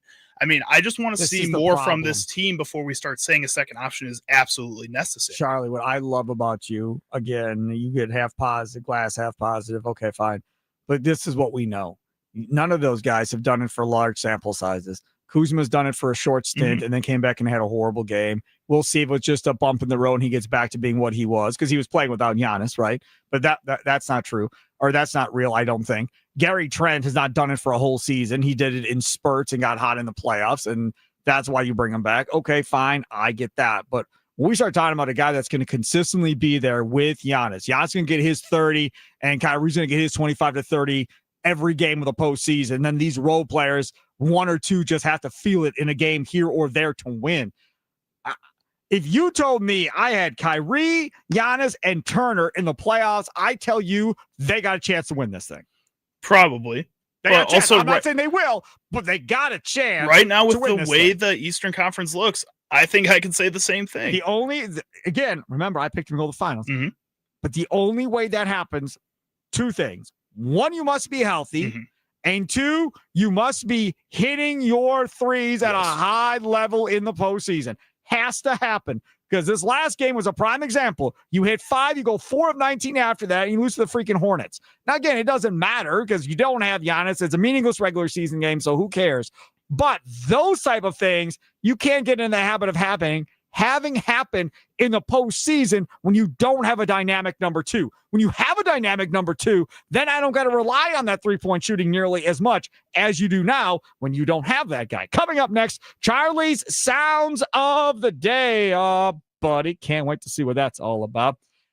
It's that time of year. The sing-songy, family gathering, baked goodsy season, and Wendy's went and made the Frosty of your holiday dreams. The Snickerdoodle Cookie Frosty Fusion. Made with swirls of sweet, gooey Snickerdoodle sauce and chunks of cinnamony Snickerdoodle cookies. It's a full-on cookie nostalgia. So preheat those mouth ovens because the Snickerdoodle Cookie Frosty Fusion is here. Seriously delicious. The iconic Frosty mixed with sweet Snickerdoodle cookies. It's got to be Wendy's. Charlie Sounds of the Day coming up next. It's Wisconsin Sports Daily, served up by Wendy's. Live from Wisconsin Sports Radio Network studios, powered by the Potawatomi Sportsbook. Sparky here.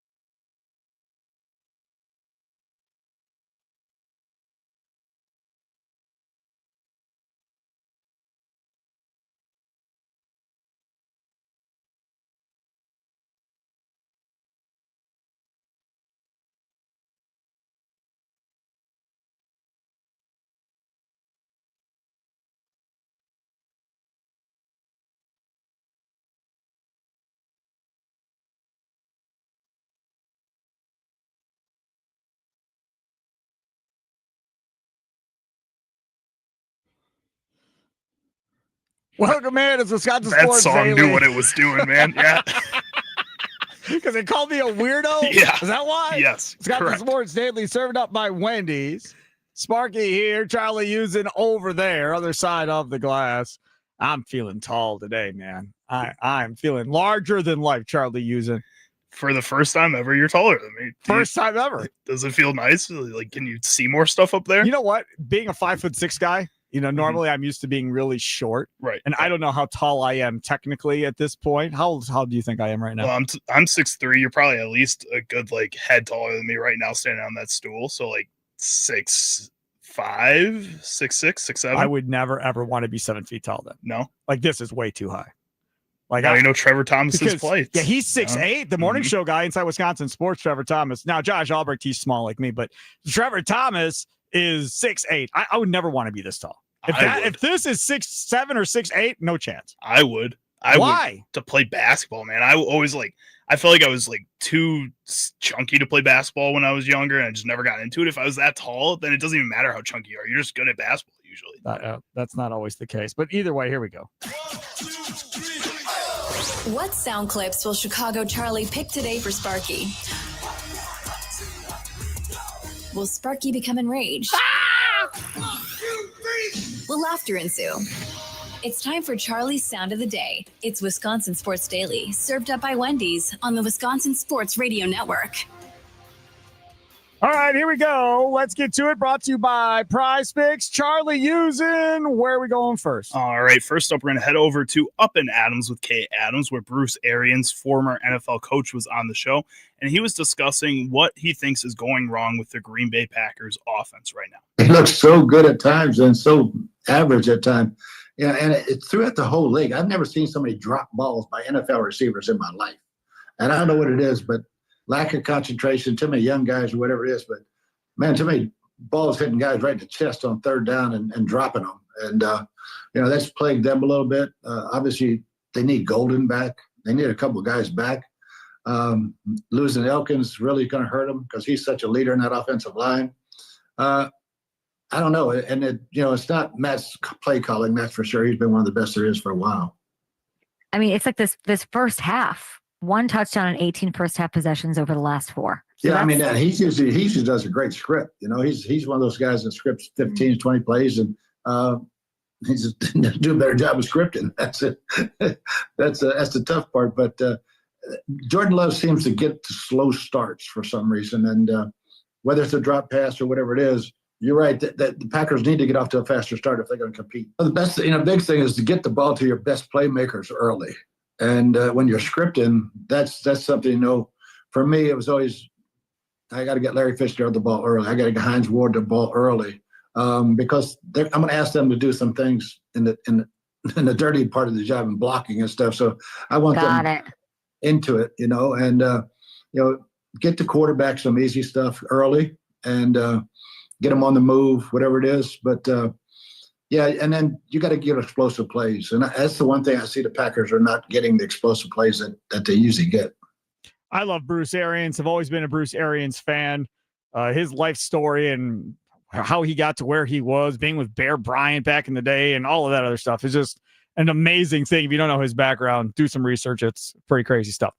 Having said that, yeah, I agree. And we talked about this the other day about Sam Cassell, when he was with the Bucs, wanting to get Ray and Glenn going before he got himself going and getting his main guy, seeing the ball go through the basket, get their confidence up, and then he'll find his space. It's no different with Jordan Love, right? Get Matthew Golden going early, get Christian Watson going early, and then work your way and Josh Jacobs into the game. But so many times the Packers come out and they run and they run and they run, and their wide receivers are blocking and doing whatever, and they don't see a ball forever in the game. You think about Christian Watson. I would have to go back and look, but how many offensive plays did they have before Christian Watson gets a ball thrown to him? Go back and look over the course of time in Christian Watson's career with Jordan Love. I'd love to know how many offensive plays occur before he gets his first ball thrown to him. Is it on the first possession? Is it on average the second possession? Is it the third possession? How far does it go? Because realistically, if you, as an offense, think Christian Watson is your best offensive weapon at wide receiver, he should get a ball right off the bat early on in the game and take your shot. Against the Giants, play act to Jacobs and throw over the top 50 yards to Christian Watson on the first play and see what happens. And if you throw a pick, you throw a pick. It's the first play of the game. Who cares? You have a long ways to go. But that's the type of stuff. I agree with Bruce Arians. I'd love to see them do that, Charlie. It would be cool, but also at the same time, I think fans sometimes think Christian Watson, just that name is the best receiver in that room. But the Packers have never really said that. They always say we got a deep wide receiver room. Everybody is so dangerous. Everybody has an opportunity. Right. I mean, it doesn't feel like the Packers believe Christian Watson is always that number one guy. So it's hard to say, yeah, just go out there and throw it to him when realistically, the number one option was Tucker Kraft this season. Now it's everybody else again. No, that's how it was last season. We're going to be back to Romeo Dobbs again. That's exactly how this is going to go. But either way, all right, the clip 2. Next up here, we're going to hear from NBC Sports lead college football analyst Nicole Auerbach. She was on College Sports on Sirius XM discussing the weekly college football playoff rankings. If we're going to do these weekly, give me someone doing all of that with all the team sheets, like where you're swiping through and you're looking at exactly what the pages and the metrics are for each team that the committee is actually seeing in the room. Show me the strength of schedule and strength of record data that the committee is actually using. They're being weird about that, right? And they're being all secretive. They won't show us the exact numbers, which are a little different from the way everyone calculates it. Give us either the full Steve Kornacki or don't have them every week. Because right now you see teams moving up and down based on the quality of an opponent for 1 week. Is that being weighed more heavily than the previous first half of the season was weighed when you're watching these things change week to week? Last year, we even had, because we had the rankings right before conference championship weekend, you had Ward Manuel, the chair, saying, well, we're not going to move any of those teams. Like, those teams are set in stone because they're not playing this weekend, even though the results of conference championship games mattered to some of those teams. We talk about South Carolina and Clemson, the fact that Clemson won the AC championship game, got another quality win. That should help South Carolina's resume. We have, don't do the weekly things because then you box yourself into indefensible positions that then you just say a bunch of word salad to defend. She's very smart. I like Nicole Auerbach. I think she's good. She doesn't get it. Maybe she does get it, but for the sake of doing this, she doesn't want to act like she gets it. You do the weekly ranking so people talk about it, man. It doesn't matter if it's right. It doesn't matter why they put them where they put them. They want people to talk about this, fan bases to talk about it, sports radio to talk about it, social media to talk about it. That's why they do it. They want to be out front and center to get more people watching more college football games throughout the whole process. That's why. You can dive in and dig and yell and scream all you want, but realistically, it means nothing until this thing is done. Once you got your 12 teams or whatever it's going to be on that given year, and boom, that's the play. Okay, now have your conversation if you'd like at that point. But if it bothers you, don't get all worked up about it. Ignore it. Move on. Wait for the final 12 to come out and see what happens. But you do it every week to get the media to talk about it, to get fans talking about it, positive or negative. I promise you, they do not care what your opinion is. They just want you to talk about it, Charlie. Well, and I think the other thing is, like you were saying, if people just kind of stop talking about it, just ignore them and just keep looking at the AP poll like we always do every single time, then maybe they'll just stop putting that out there again and do exactly what you want. Like, it's that easy. Just stop talking about it. The nice thing is, as a Badger fan, nobody cares. Right. Not right now, at least. Doesn't matter. Always hope for next year, Sparky. Shut up, Cubs fan. Go ahead. And last up here, we're going to head over to foul territory, where former MLB outfielder Kevin Pillar was discussing the biggest news from last night in the MLB world, Aaron Judge winning the MVP over Cal Raleigh in the American League. I just think the MVP across all sports has turned into who's the best player. You know, when you talk about a person's value, it's really hard to quantify a player's value. Obviously, I would say as an outfielder, I'd like to think I was really valuable, but a catcher is obviously the most valuable person on a baseball field. They have to hit, they have to handle a pitching staff. They have 13, 14 guys. They have to know, what their out pitch is, what makes them tick, what makes them successful, how to get them back in the zone. For a catcher to do what he did is historic.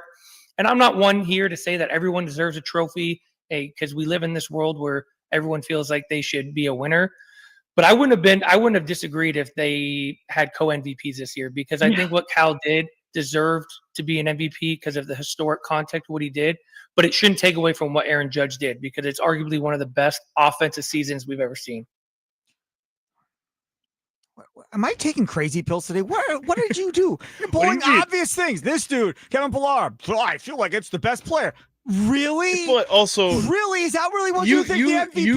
You know what he in meant. every sport since I was born. You know what he meant. His argument is an argument that people have been having for a while now, which is just the best player in the league equivalent to a player being the most valuable to his team in the league. And I think he's saying that Cal Raleigh, because of his position. I understand. So that's the big thing. Listen, I would have voted for Cal Raleigh, right? But because it's a catcher and because of not even about what his team is, but more about the numbers he put up from that position we have not seen from the catcher position, right? Outfielders, you expect those outfielders to be huge offensive players and power numbers, especially and so when forth. Aaron Judge has done that for the past 3 seasons. But he shouldn't be penalized for that either. No, definitely not. That there should not. There's been other guys at that position that have been doing similar. But I mean, that's too. like Jordan should have been MVP damn near, most years and wasn't. Shaq should have been MVP damn near most years, but wasn't. That's what people say about Giannis. Steve Nash wins MVP for God's sakes a couple of times. That's craziness. But that's what happens. Giannis being a dominant player, right? The Joker eventually, I'm assuming eventually that's going to stop. I have no idea why it's continuing to happen. It would have stopped for every other player. But either way, that is, yeah. I mean, the MVP conversation. Yes, it's the best player, man. That's how it's been. We can debate amongst ourselves whether or not you like it that way or not, but that's what it is. You can also stop debating about where to play daily fantasy. Prize Picks is the best way to win cash on your favorite team, Packers, Bucks, this sports season. Which players are going off? Which ones are overhyped? Make your pick in less than 60 seconds and turn your takes into cash all season long on Prize Picks. It's daily fantasy. All you're doing is more or less on your favorite players' stat projections, right? So let's say it's Jordan Love, and let's say the number is 1.5 passing touchdowns like it was last week, and we went more, and he didn't do 2 touchdowns, and we got that one wrong. Or Josh Jacobs, more or less than a half a rushing or receiving touchdown. We did that one. We got that one right. So that's pretty much how it works. You can stack guys, which means you're going to do 2 or 3 player stat projections on the same player in one lineup, which is very cool. Offered only on Prize Picks. Plus, they also offer flexibility because you can choose flex play where you can get paid even if one of your picks misses. That's the way we like to go. Download the Prize Picks app today and use code Sparky to get $50 in lineups after you play your first $5 lineup. That's code Sparky to get $50 in lineups after you play your first $5 lineup. Prize Picks. It's good to be right. Must be present in certain states. Visit prizepicks.com for details. Coming up, 4 o'clock hour. Green and Gold update. Got to play some with Jeff Halfley. If you're not fired up about the Packers, you will be after you listen to Jeff Halfley. That's coming up next. Fantasy Football Friday with Joe Bartella, RotoWire Fantasy Sports at 4:20. Follow the money with Austin Herdina at 4:40. It's Wisconsin Sports Daily, served up by Wendy's, live from the Wisconsin Sports Radio Network studios, powered by the Potawatomi Sportsbook. Sparky with you.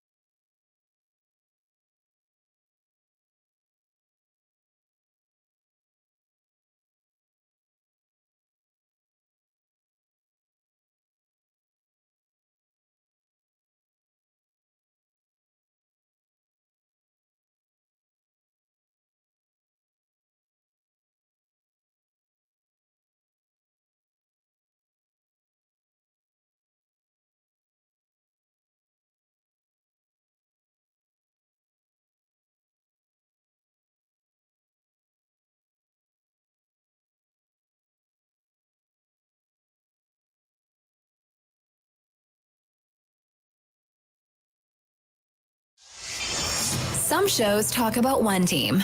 Other shows barely talk sports. This show will talk Packers, Brewers, and Bucks every day. It's Wisconsin Sports Daily with Steve Sparky Pfeiffer, served up by Wendy's on the Wisconsin Sports Radio Network. Download the Wendy's app today.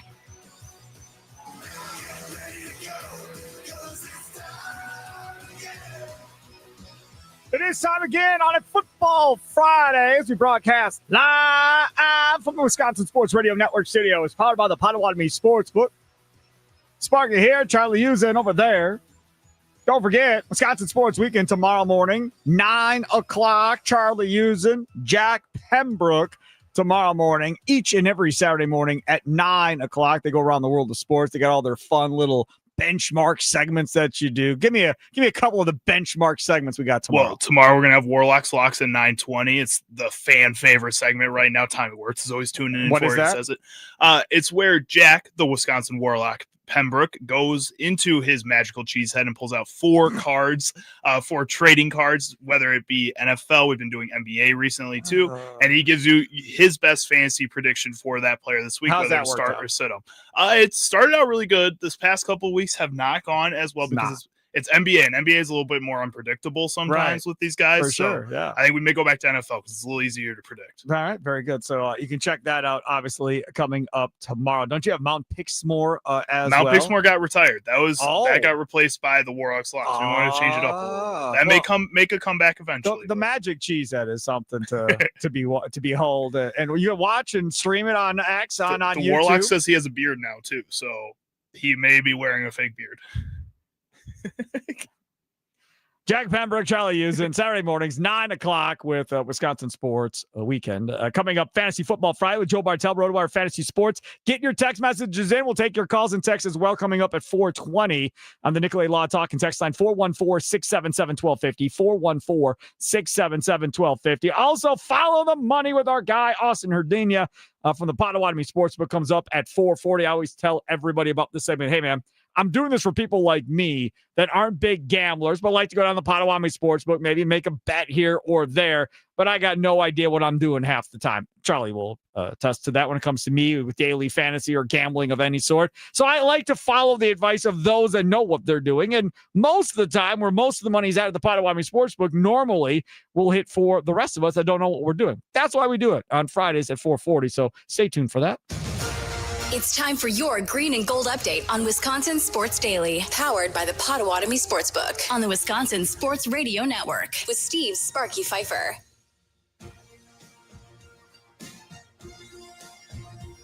All right, I said throughout the show that I wanted to hear from Jeff Hafley. Hafley, the Packers defensive coordinator, talked to at his press conference last week.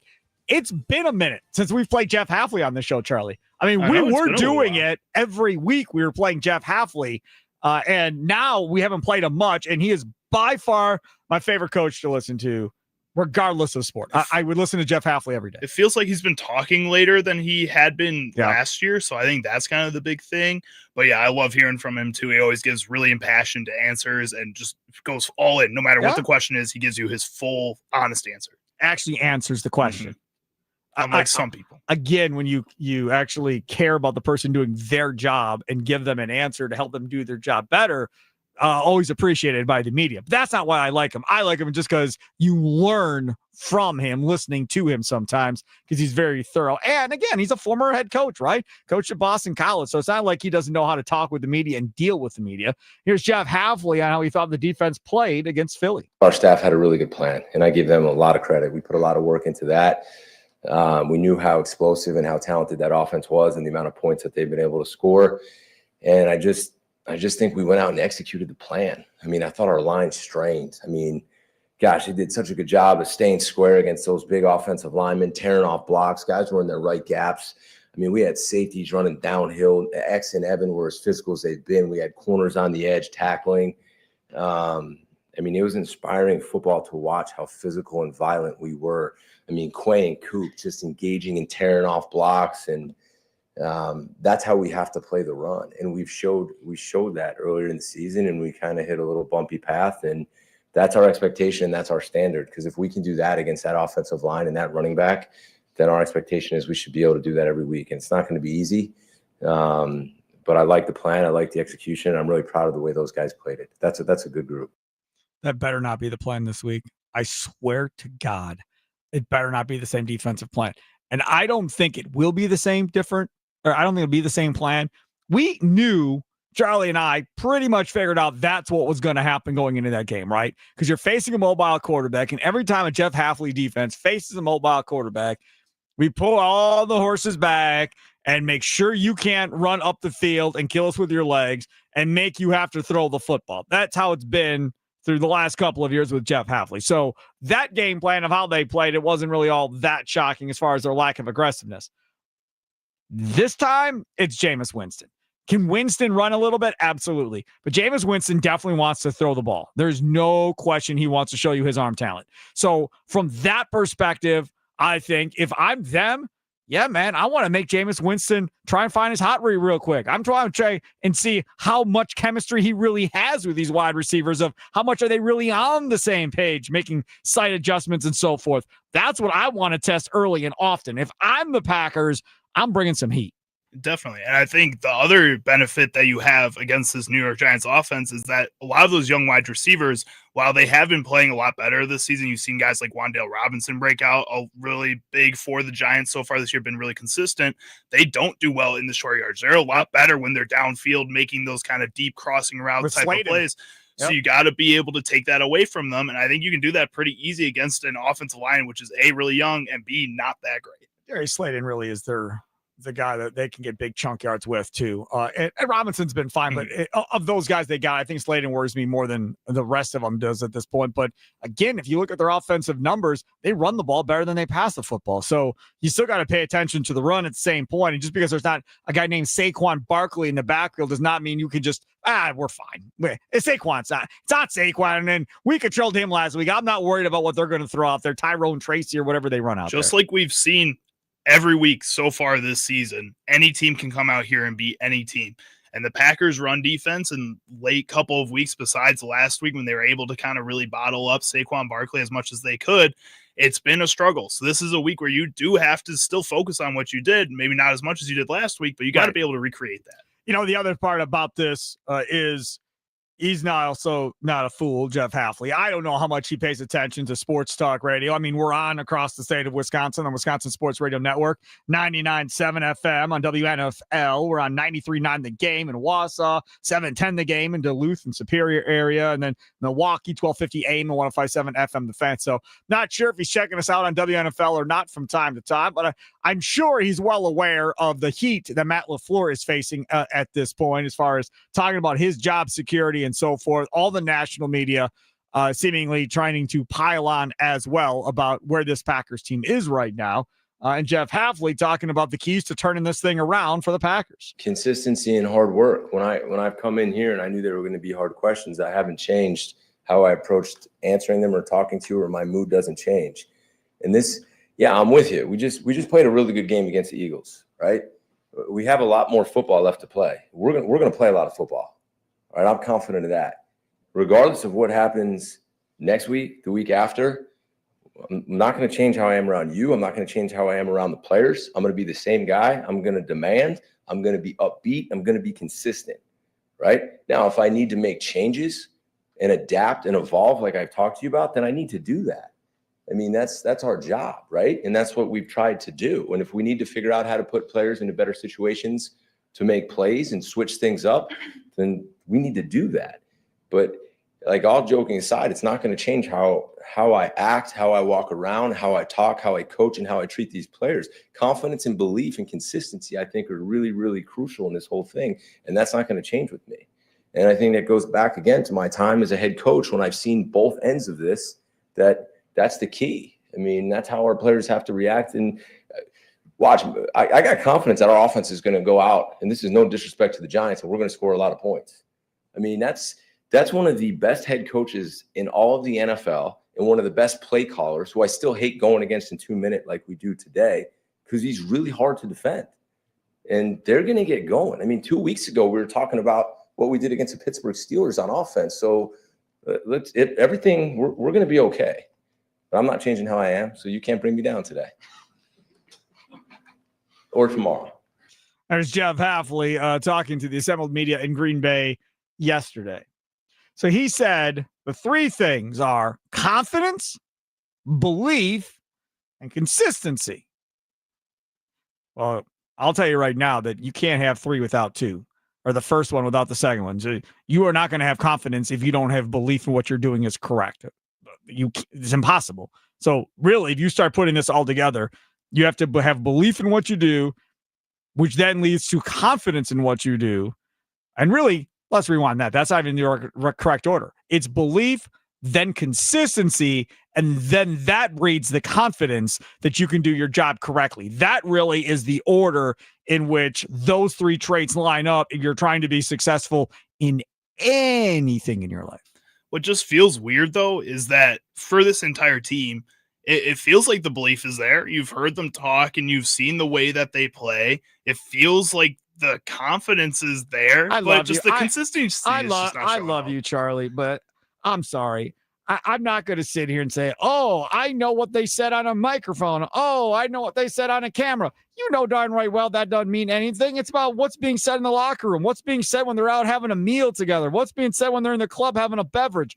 That is where you know how much belief and confidence there really is in one another. And on, the defensive players, think of the offensive players. Yeah, front facing, they've been great. They haven't killed the offense in the last 2 weeks. Fair enough. Jordan Love killed the offense and said they could be talking crap about us and we deserve it. But again, behind the scenes, don't know. No, but at the same time, with the modern age of social media and how often people are able to get information left and right, you do kind of hear those things. You hear when somebody is negative in the locker room and it gets out to the media and they put it out there, or a player goes on their Instagram story and puts out 5 different stories of them being mad about something or is tweeting back and forth.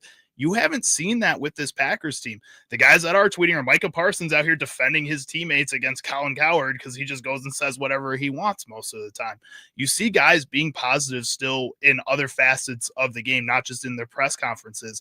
And I think that's something that when you look at other organizations and teams that are frustrated or players that are frustrated, you see those players doing things or you hear players doing things that you're just not hearing with this Green Bay Packers team right now. 414 on the Nicolay Law Talk and text line, 414-677-1250 says, for whatever it's worth, that's a guy that I would run through a wall for. I'm with that. You're with that. I'm with that. I love Jeff Hafley, man. I think he is a really, again, just the way he talks is so genuine. And he says what he wants to say, and he gives you his full answer every single time. It's no beating around the bush, but it's never disrespectful either. And he goes out there, and he just is a guy who loves what he's doing and loves his job, and that's something you got to get behind. Jeff Hafley is a guy that, if I'm Brian Gutekunst, maybe not Ed Policy. Let me tell you about my thing on Ed Policy, the new president in charge replacing Mark Murphy. I don't know the man, never talked to the man, no idea, okay? But outside looking in, team's kind of uptight, seems kind of above everybody, that type of thing. So I don't think you're really going to get an honest conversation from anybody having to talk to that cat, because I don't think anybody's going to, A, trust him, and B, feel like they can actually talk to him. As far as guys that are underneath him. Now, owners around the NFL and stuff, he'll be right on their level. Like, not too worried about him dealing with Jerry Jones or the rest of these guys. So maybe it's, I don't even know if it's Goody. Hell with it. Let's say it's me. I would love to sit down like in Hafley's living room or wherever, not in a public space, right? Having a beverage. Like, hey man, like if you got to pick what offense you'd want to run with Jordan Love, what kind of offense would you run? If it's your call, what kind of offense would you run? It's got to be somebody that he trusts, that he ain't going to run back to Matt LaFleur and be like, oh, Hafley says he wouldn't run this offense. It's got to be somebody he trusts, right? So a family member, friend. I just love to hear what that answer would be. Like, if you're the head coach, who is your coordinator? What type of offense benefits Jordan Love the most? If he says, I'd run the same thing. Okay, Matt's not going to hear about this. I know, but he's running the right offense to protect Jordan. That makes the most sense. I'd run the same offense if asked. Fair.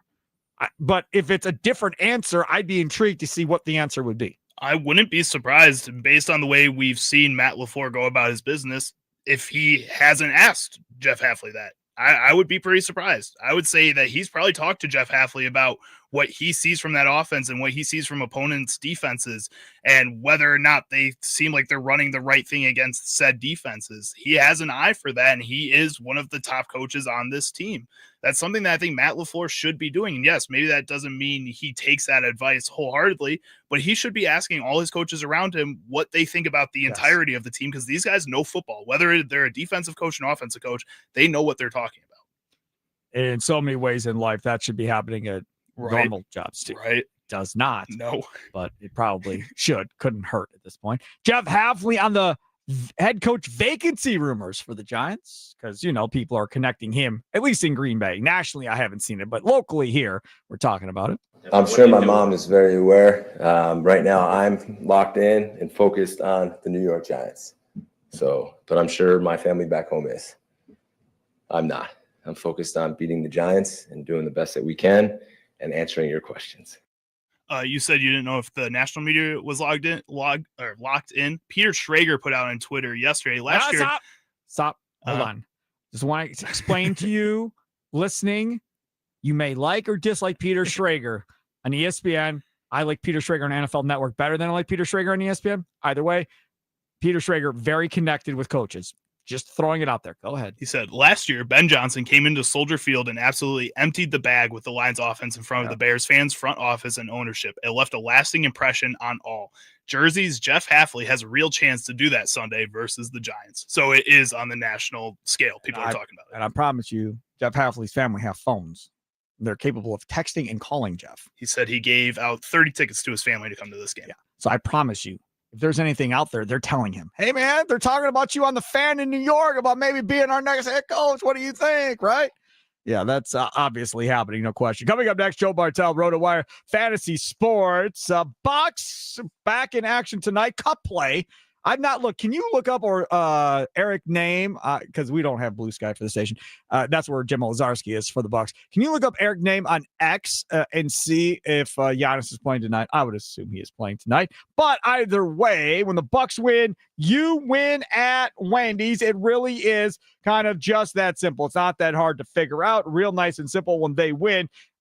You simply go to a participating Wendy's, get yourself a free small vanilla or chocolate frosty classic. No purchase necessary. This offer is only good for 24 hours after a win, so act fast. Get that free small frosty classic at Wendy's. No update on Giannis yet.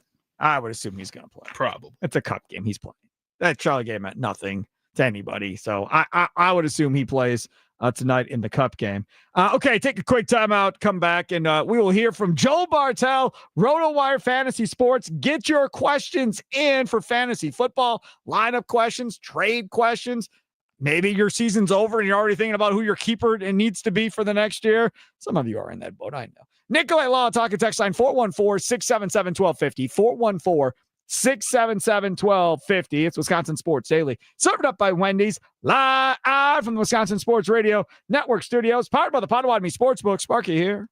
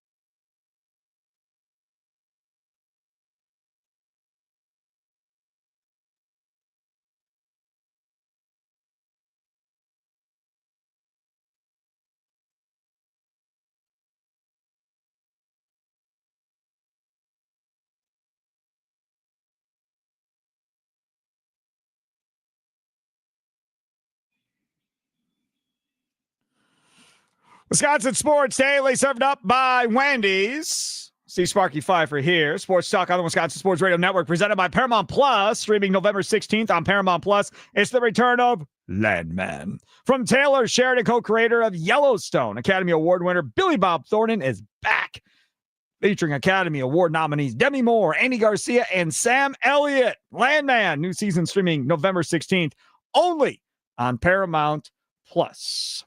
All right, with that, it's time to get to the guest hotline, powered by Gruber Law. Talk some fantasy football with our guy, Joe Bartel. Follow him on X at JB Fantasy Sports. Use the Nicolay Law Talking text line now. We'll take calls. We'll take messages there on YouTube or Twitter as well at WI Sports Radios. We're live streaming on X and YouTube like always. And, of course, text messages, too, on the Nicolay Law Talking text line, 414-677-1250, 414-677-1250. Mr. Bartel, how are we doing here on a Football Friday?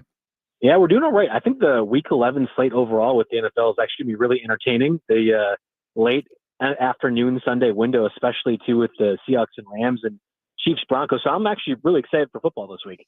Let's talk about the senior citizen quarterback matchup this week. There's a lot of talk that these two geriatric guys are going to throw up some fantasy football numbers between Flacco and Aaron Rodgers. What say you? Yeah, I mean, they did 4 weeks ago when the Bengals ended up winning 33-31. That was Flacco's second start since joining the Bengals. Freiermuth goes off for the Steelers. I think it was 110 and 2 touchdowns. And I don't really see why that can't happen again this week. Now, there could be weather in play, and if the teams treat the weather at all, like I felt like the Packers and Eagles did last Monday, or even like that Bears-Giants game on Sunday, which felt a little blustery and a little windy and a little cold, but not nearly the conditions you'd think would be disadvantageous for offense. Like if it is that way in Pittsburgh this week, maybe we don't see a whole bunch, but I mean, the Steelers defense has not been very impressive to me. I think they're out Alex Highsmith, one of their pass rushers. Their secondary is in shambles as well, too. And if it's a matter of Aaron Rodgers keeping pace, I mean, I don't know offensively how they're doing that other than to get DK Metcalf more involved than he has been. So where DK Metcalf, I think at this point has been sort of a fringe play on a week-to-week basis, almost like A.J. Brown was for the Eagles, I'd be playing DK Metcalf. I think I'm playing Aaron Rodgers. He was my top quarterback streamer this week, but I also like Tua as well. And I think Joe Flacco in a similar spot where he should be producing fantasy points too.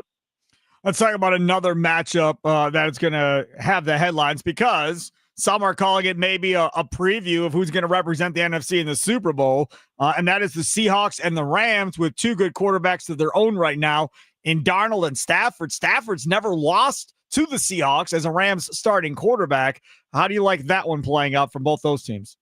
Oh, it's a fascinating stat. I feel like the NFC West always ends up having weird losses, so I'm surprised that Stafford has done so well against the Seahawks. I'm excited for this game. I think it's going to be one of the best games we've seen this season.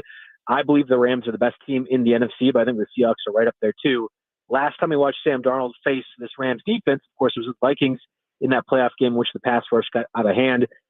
The Seahawks offensive line was not supposed to be this good entering the season. Nobody expected them to be able to give, I think it's Sam Darnold, the least amount of pressure at any point at all this year. And I would argue that it's partially scheduled. The Seahawks have kind of had a nice spot to begin the year, and even in teams that have theoretical pass rush, either injuries or they just weren't all that effective. But let's give credit to where it's due, where the Seahawks offensive line has been really, really good. Sam Darnold has then performed really well, but I don't know if that happens this week, especially in LA. I know the home field advantage isn't always a thing for the Rams, really, or the Chargers as well too. But I believe Stafford's going to kind of keep up this hot pace. Now, is he going to throw 4 touchdowns again, I think, for a 4th consecutive week? I'd be pretty surprised. But the Seahawks defense really isn't equipped to stop Puka Nacua. I think Devonta Adams is still going to be a major issue in the red zone. And Kyron Williams is basically a walking 16 fantasy points every week, no matter who he plays. So I expect the Rams offense to look basically how they have for the past month. I have questions about the Seahawks offense. And if it's down to that, then I'll take the Rams to win this game. And I think Stafford will look particularly good of these two quarterbacks. C. Sparky Pfeiffer with you. Wisconsin Sports Daily, served up by Wendy's, live from Wisconsin Sports Radio Network studios, powered by the Potawatomi Sportsbook. Joining us on the guest hotline, powered by Gruber Law, he is Joe Bartel from RotoWire Fantasy Sports and Sirius XM. Follow him on Twitter at JB Fantasy Sports. Let's talk about running backs now. Rico Dowdell is a guy that people have gotten some great success with off of the waiver wire. He plays an Atlanta Falcons team that have done a great job getting after the quarterback, but maybe not so much against the run. Yeah, I mean, they're a good enough defense. I have more reservations about what the Panthers can do from a passing perspective. And if they can't pass, can the Falcons shut them down? You would think, yes. We as Packer fans didn't watch that 2 weeks ago. This is a divisional matchup. And remember, the Panthers beat the Falcons 30-0 earlier this season when the Falcons were kind of riding high. So I think there's going to be a little bit of comeuppance. I think the Panthers are in a weird spot right now, having lost to the Saints last week as well, too. And I mean, Rico Dowdle's volume alone is going to be a reason for him to basically be a play every week. But this is a conversation we had on SiriusXM, Channel 87, 11 to 1 Central Time on Friday here. Good plug. Good job, Bartel. Look at you. You're a professional. Oh, buddy. Got the time zone correct this time. But we were actually talking rest of season. Would you rather have Trayvon Henderson, of course, after he scores 3 touchdowns last week, 2 the week before, or Rico Dowdle? And you look at Henderson's schedule, for example, really favorable, but does have a bye. I think in that scenario, I think Henderson's one of those guys that I'm betting on will be more involved in an offense that we think is going to score more points as counter to the Panthers, who I just don't know how week in and week out they keep getting by with just Rico Dowdle as the only offensive weapon that they have. And I like Pat McMillan, the rookie receiver they drafted top 10 earlier this year, but we have to have Bryce Young do something as a passer.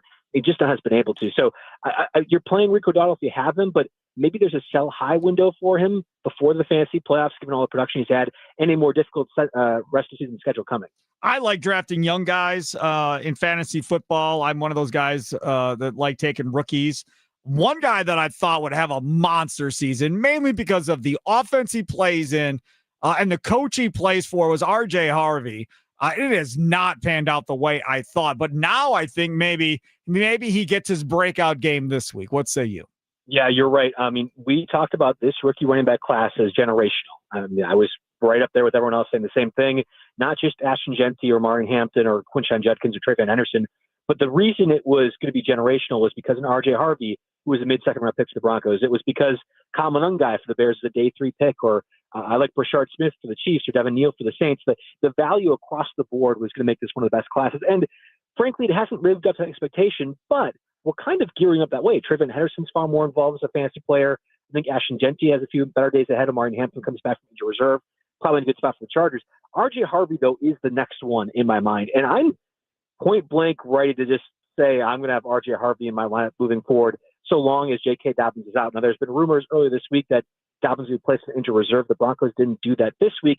But if he is out at minimum 4 weeks, we're talking about week 16, the semifinals for fantasy, where J.K. Dobbins will be available in his return. So a 4-week ramp up here with RJ Harvey as at minimum a running back too. Now, tough match against the Chiefs. Unfortunately, I think they're a really good defense, and I would be very surprised if the 8-2 Broncos actually perform to the level of the record. I think the Chiefs are going to be able to handle them quite heavily. But, and I made the argument again on SiriusXM earlier today, this should be a kitchen sink game for the Broncos, in so much if they win this one in Denver, you have effectively put your divisional opponent in the wild card race. Maybe they might lose out of the wild card race if things go weird. And also, you have claimed a stake atop the division.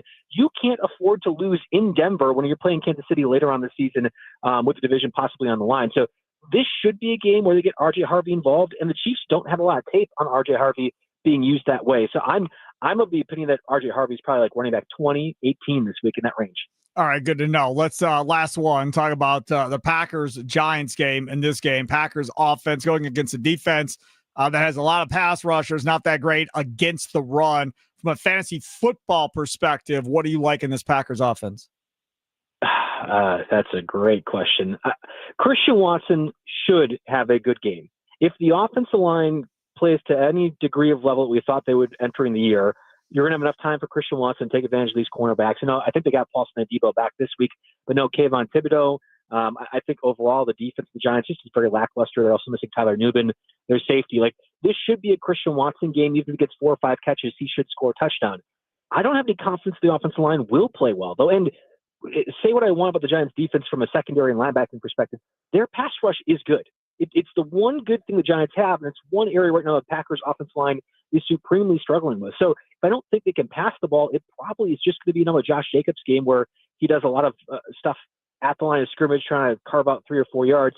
And let's hope Matt LaFleur gets a bit more creative passing wise. Okay, I am as pessimistic as it gets. I'm tired of being pessimistic.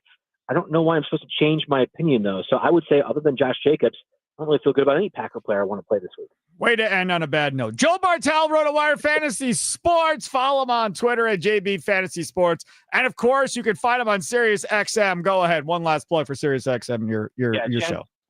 Channel 87, 11 to 1 p.m. Central Time on Fridays, and then 5 to 7 p.m. Central Time on Saturdays, Angel Fire Radio. Try to go over all your questions as well, too, if you guys want to call into the show at that time, too. Good stuff, Joe. Thank you so much. All right. Thanks, guys, for having me on. There is Joe Bartel, RotoWire Fantasy Sports, here on a Football Friday, joining us on the guest hotline powered by Gruber Law. One call, that's all. Segment I look forward to every week. It's coming up next. Follow the money. What will he be wearing today?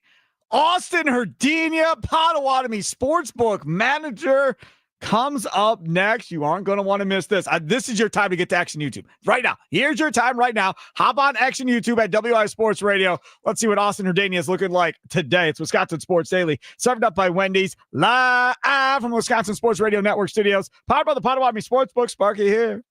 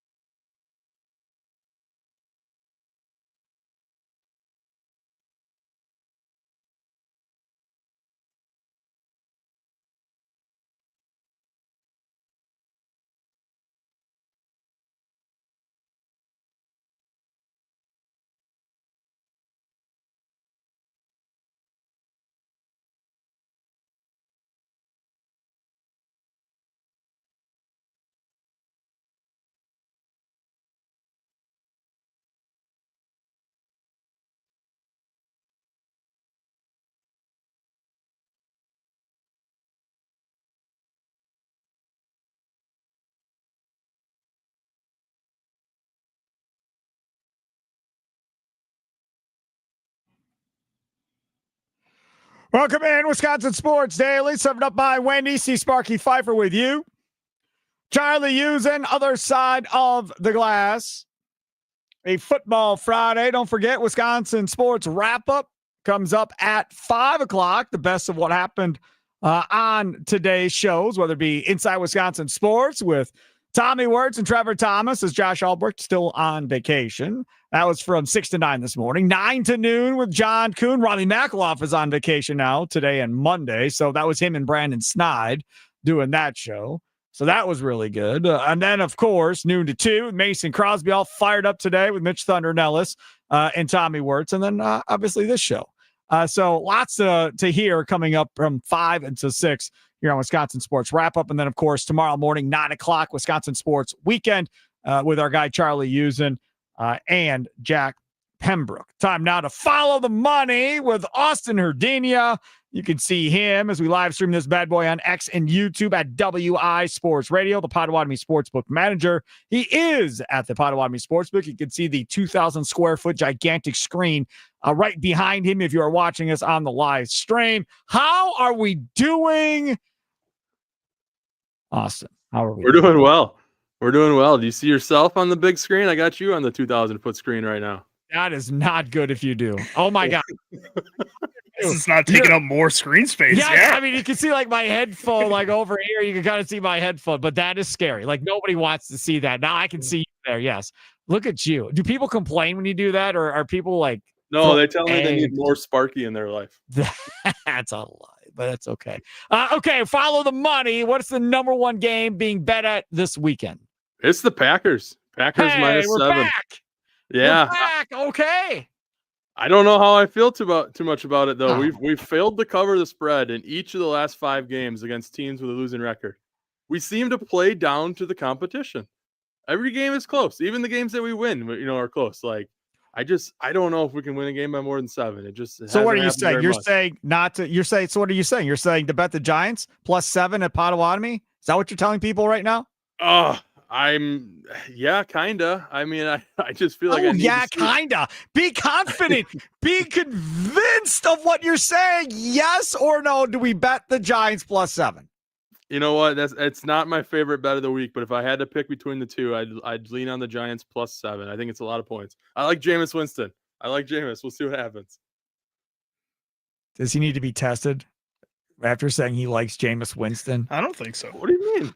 Famous Jameis? I like Jameis. Yeah, you don't like Jameis, Sparky? I mean, like you like Patrick Mahomes, right? You like these guys. Nobody says I like Jameis Winston in the state of Wisconsin. Like that just doesn't happen. I promise you, Austin Herdenia is the only person in the state of Wisconsin probably today that said on a sports talk radio show, I like Jameis Winston. I mean, God bless you that you do. I did have someone at the counter earlier ask me who's starting for the Giants this week, and I said Winston, and his face was like, ugh. Like he just had a look of like Giants cannot win that game. So I don't know. He went on the Packers. He took that guy took the Packers. I'm sure he did. Game number 2 and follow the money. The 49ers -3 against the Cardinals. Cardinals have lost 8 straight games against teams with a winning record. They don't really seem to surprise people very much. So I think 49ers -3. I can understand where the bettors are coming from with that one. I love all this Mac Jones versus Brock Purdy conversation. Like, what are we doing? Like, what are we doing having that conversation? Meanwhile, Kyler Murray is going to get moved, and Jacoby Brissett may be the starting quarterback there past this year in Arizona. That is a game I have zero interest in watching. Game 3, follow the money. Where are we going? Yeah, that Cardinals team is just the last 20 years has been a mess of a franchise. Yes. The Falcons -3.5 against the Panthers. Now, this is a spot where 2 weeks ago, a lot of people here, we saw the Panthers upset the Packers. Yeah. Last week, bettors were all over the Panthers against the Saints. I think after seeing them lose to the Saints the way they did and just not really show up for that game, even at home, I can understand why they're fading them this week. So I understand why people are going Falcons -3.5.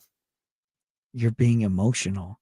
You can't be emotional as a bettor, Austin Herdenia. As a bettor, you have to take your heart out of it and use your brain. And that everybody betting Carolina last week, I get it, the Saints. I understand. I understand. But there was some emotion behind Packer fans making that bet last week after they beat the Packers.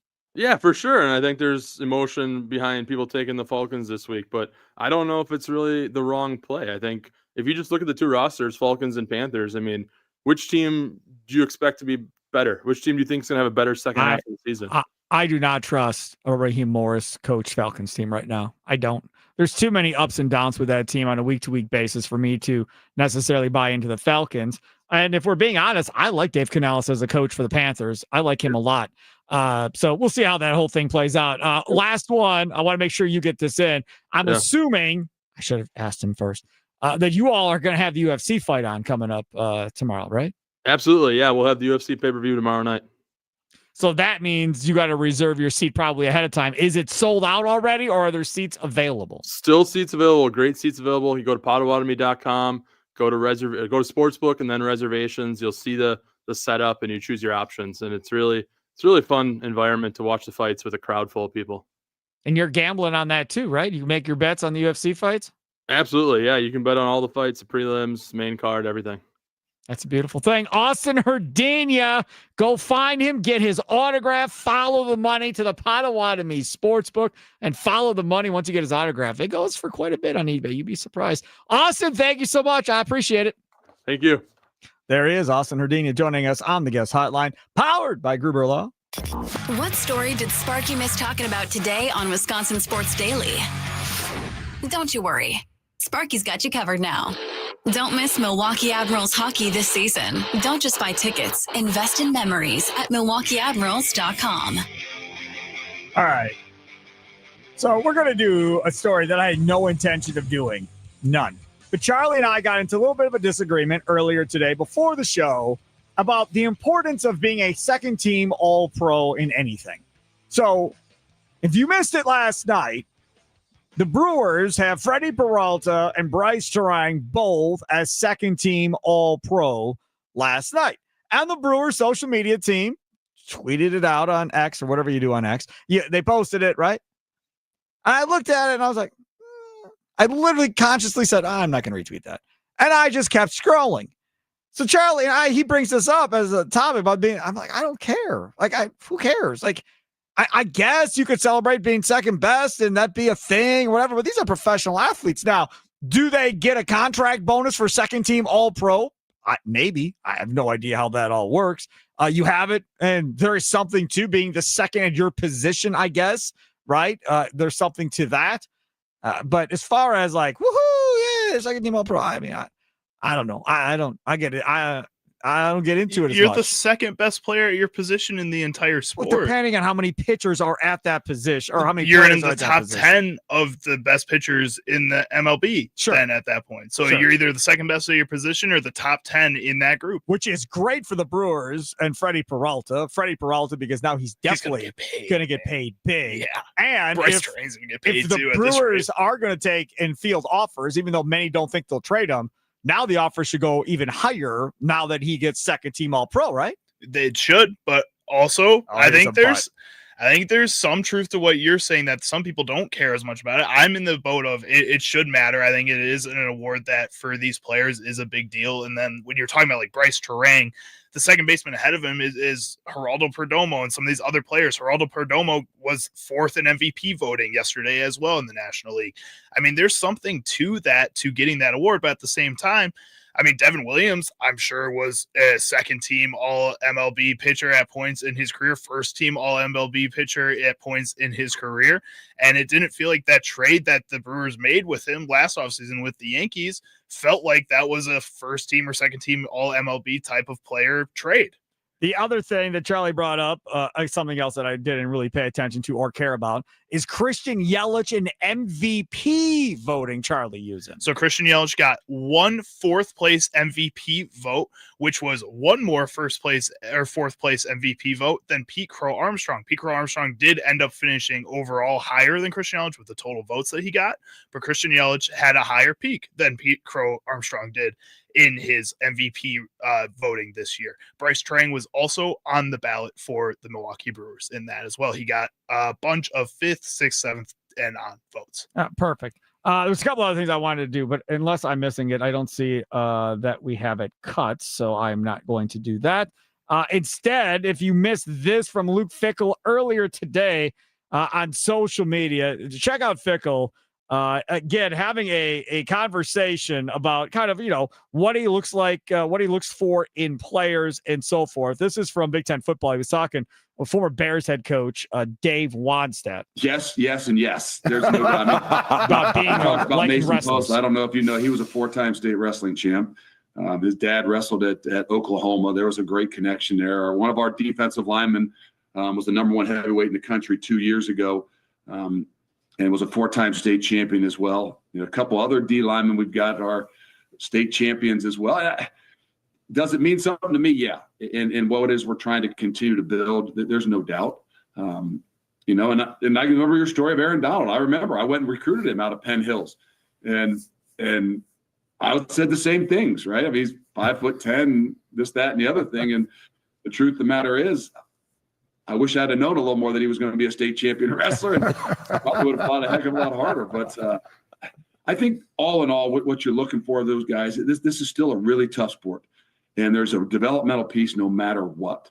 And I've always loved those guys that have had to do something that's one-on-one, it's incredibly combative, and whether they're really good or they're just okay, to continue to do those things, man. This is what this game is all about. And if we can find more of them, I know that that's the first thing that gets brought up in the recruiting meetings when they're trying to get me, hey, to talk about a kid. And as they go down their recruits, they love to bring up, he's a wrestler, because they know that'll spark my interest a little bit more. So Luke Fickell talking about how he likes recruiting wrestlers. Why? Because he himself was a high-end wrestler himself back in the day. Coming up, we got 90 seconds left here. There was a piece of audio that we're not going to be able to play here. Matt Chernoff was on 680 The Fan in Atlanta and talking about his source told him yesterday that there is a chance Matt LaFleur is out of a job in Green Bay once the playoffs are done, and that there is interest possibly of him coming back to Atlanta to be in Atlanta to coach for the Atlanta Falcons. Remember, he was in Atlanta. They got a lot of fun offensive pieces down there in Atlanta. They absolutely do have a lot of fun. Bijan Robinson. Drake London's kind of broke out this year. Young quarterback, and Michael Penix, and so forth. Kyle Pitts can still be fun, especially the way they use Tucker Kraft. In this piece of audio, Chernoff says that, if you look at his winning percentage, LaFleur, it's a no-brainer. Absolutely, sign me up. I want Matt LaFleur. I don't care how bad it goes in Green Bay. He said, but my fear is that another former Packer head coach, is going to be a guy that they're going to want in Mike McCarthy. And Chernoff said, I want nothing to do with Mike McCarthy in Atlanta. So that'll take care of that. Coming up next, Wisconsin Sports Wrap-Up. Enjoy the rest of your weekend. Have a good one. It's been Wisconsin Sports Daily, served up by Wendy's, live from Wisconsin Sports Radio Network studios, powered by the Potawatomi Sportsbook. Have a good one, Wisconsin. Toodles!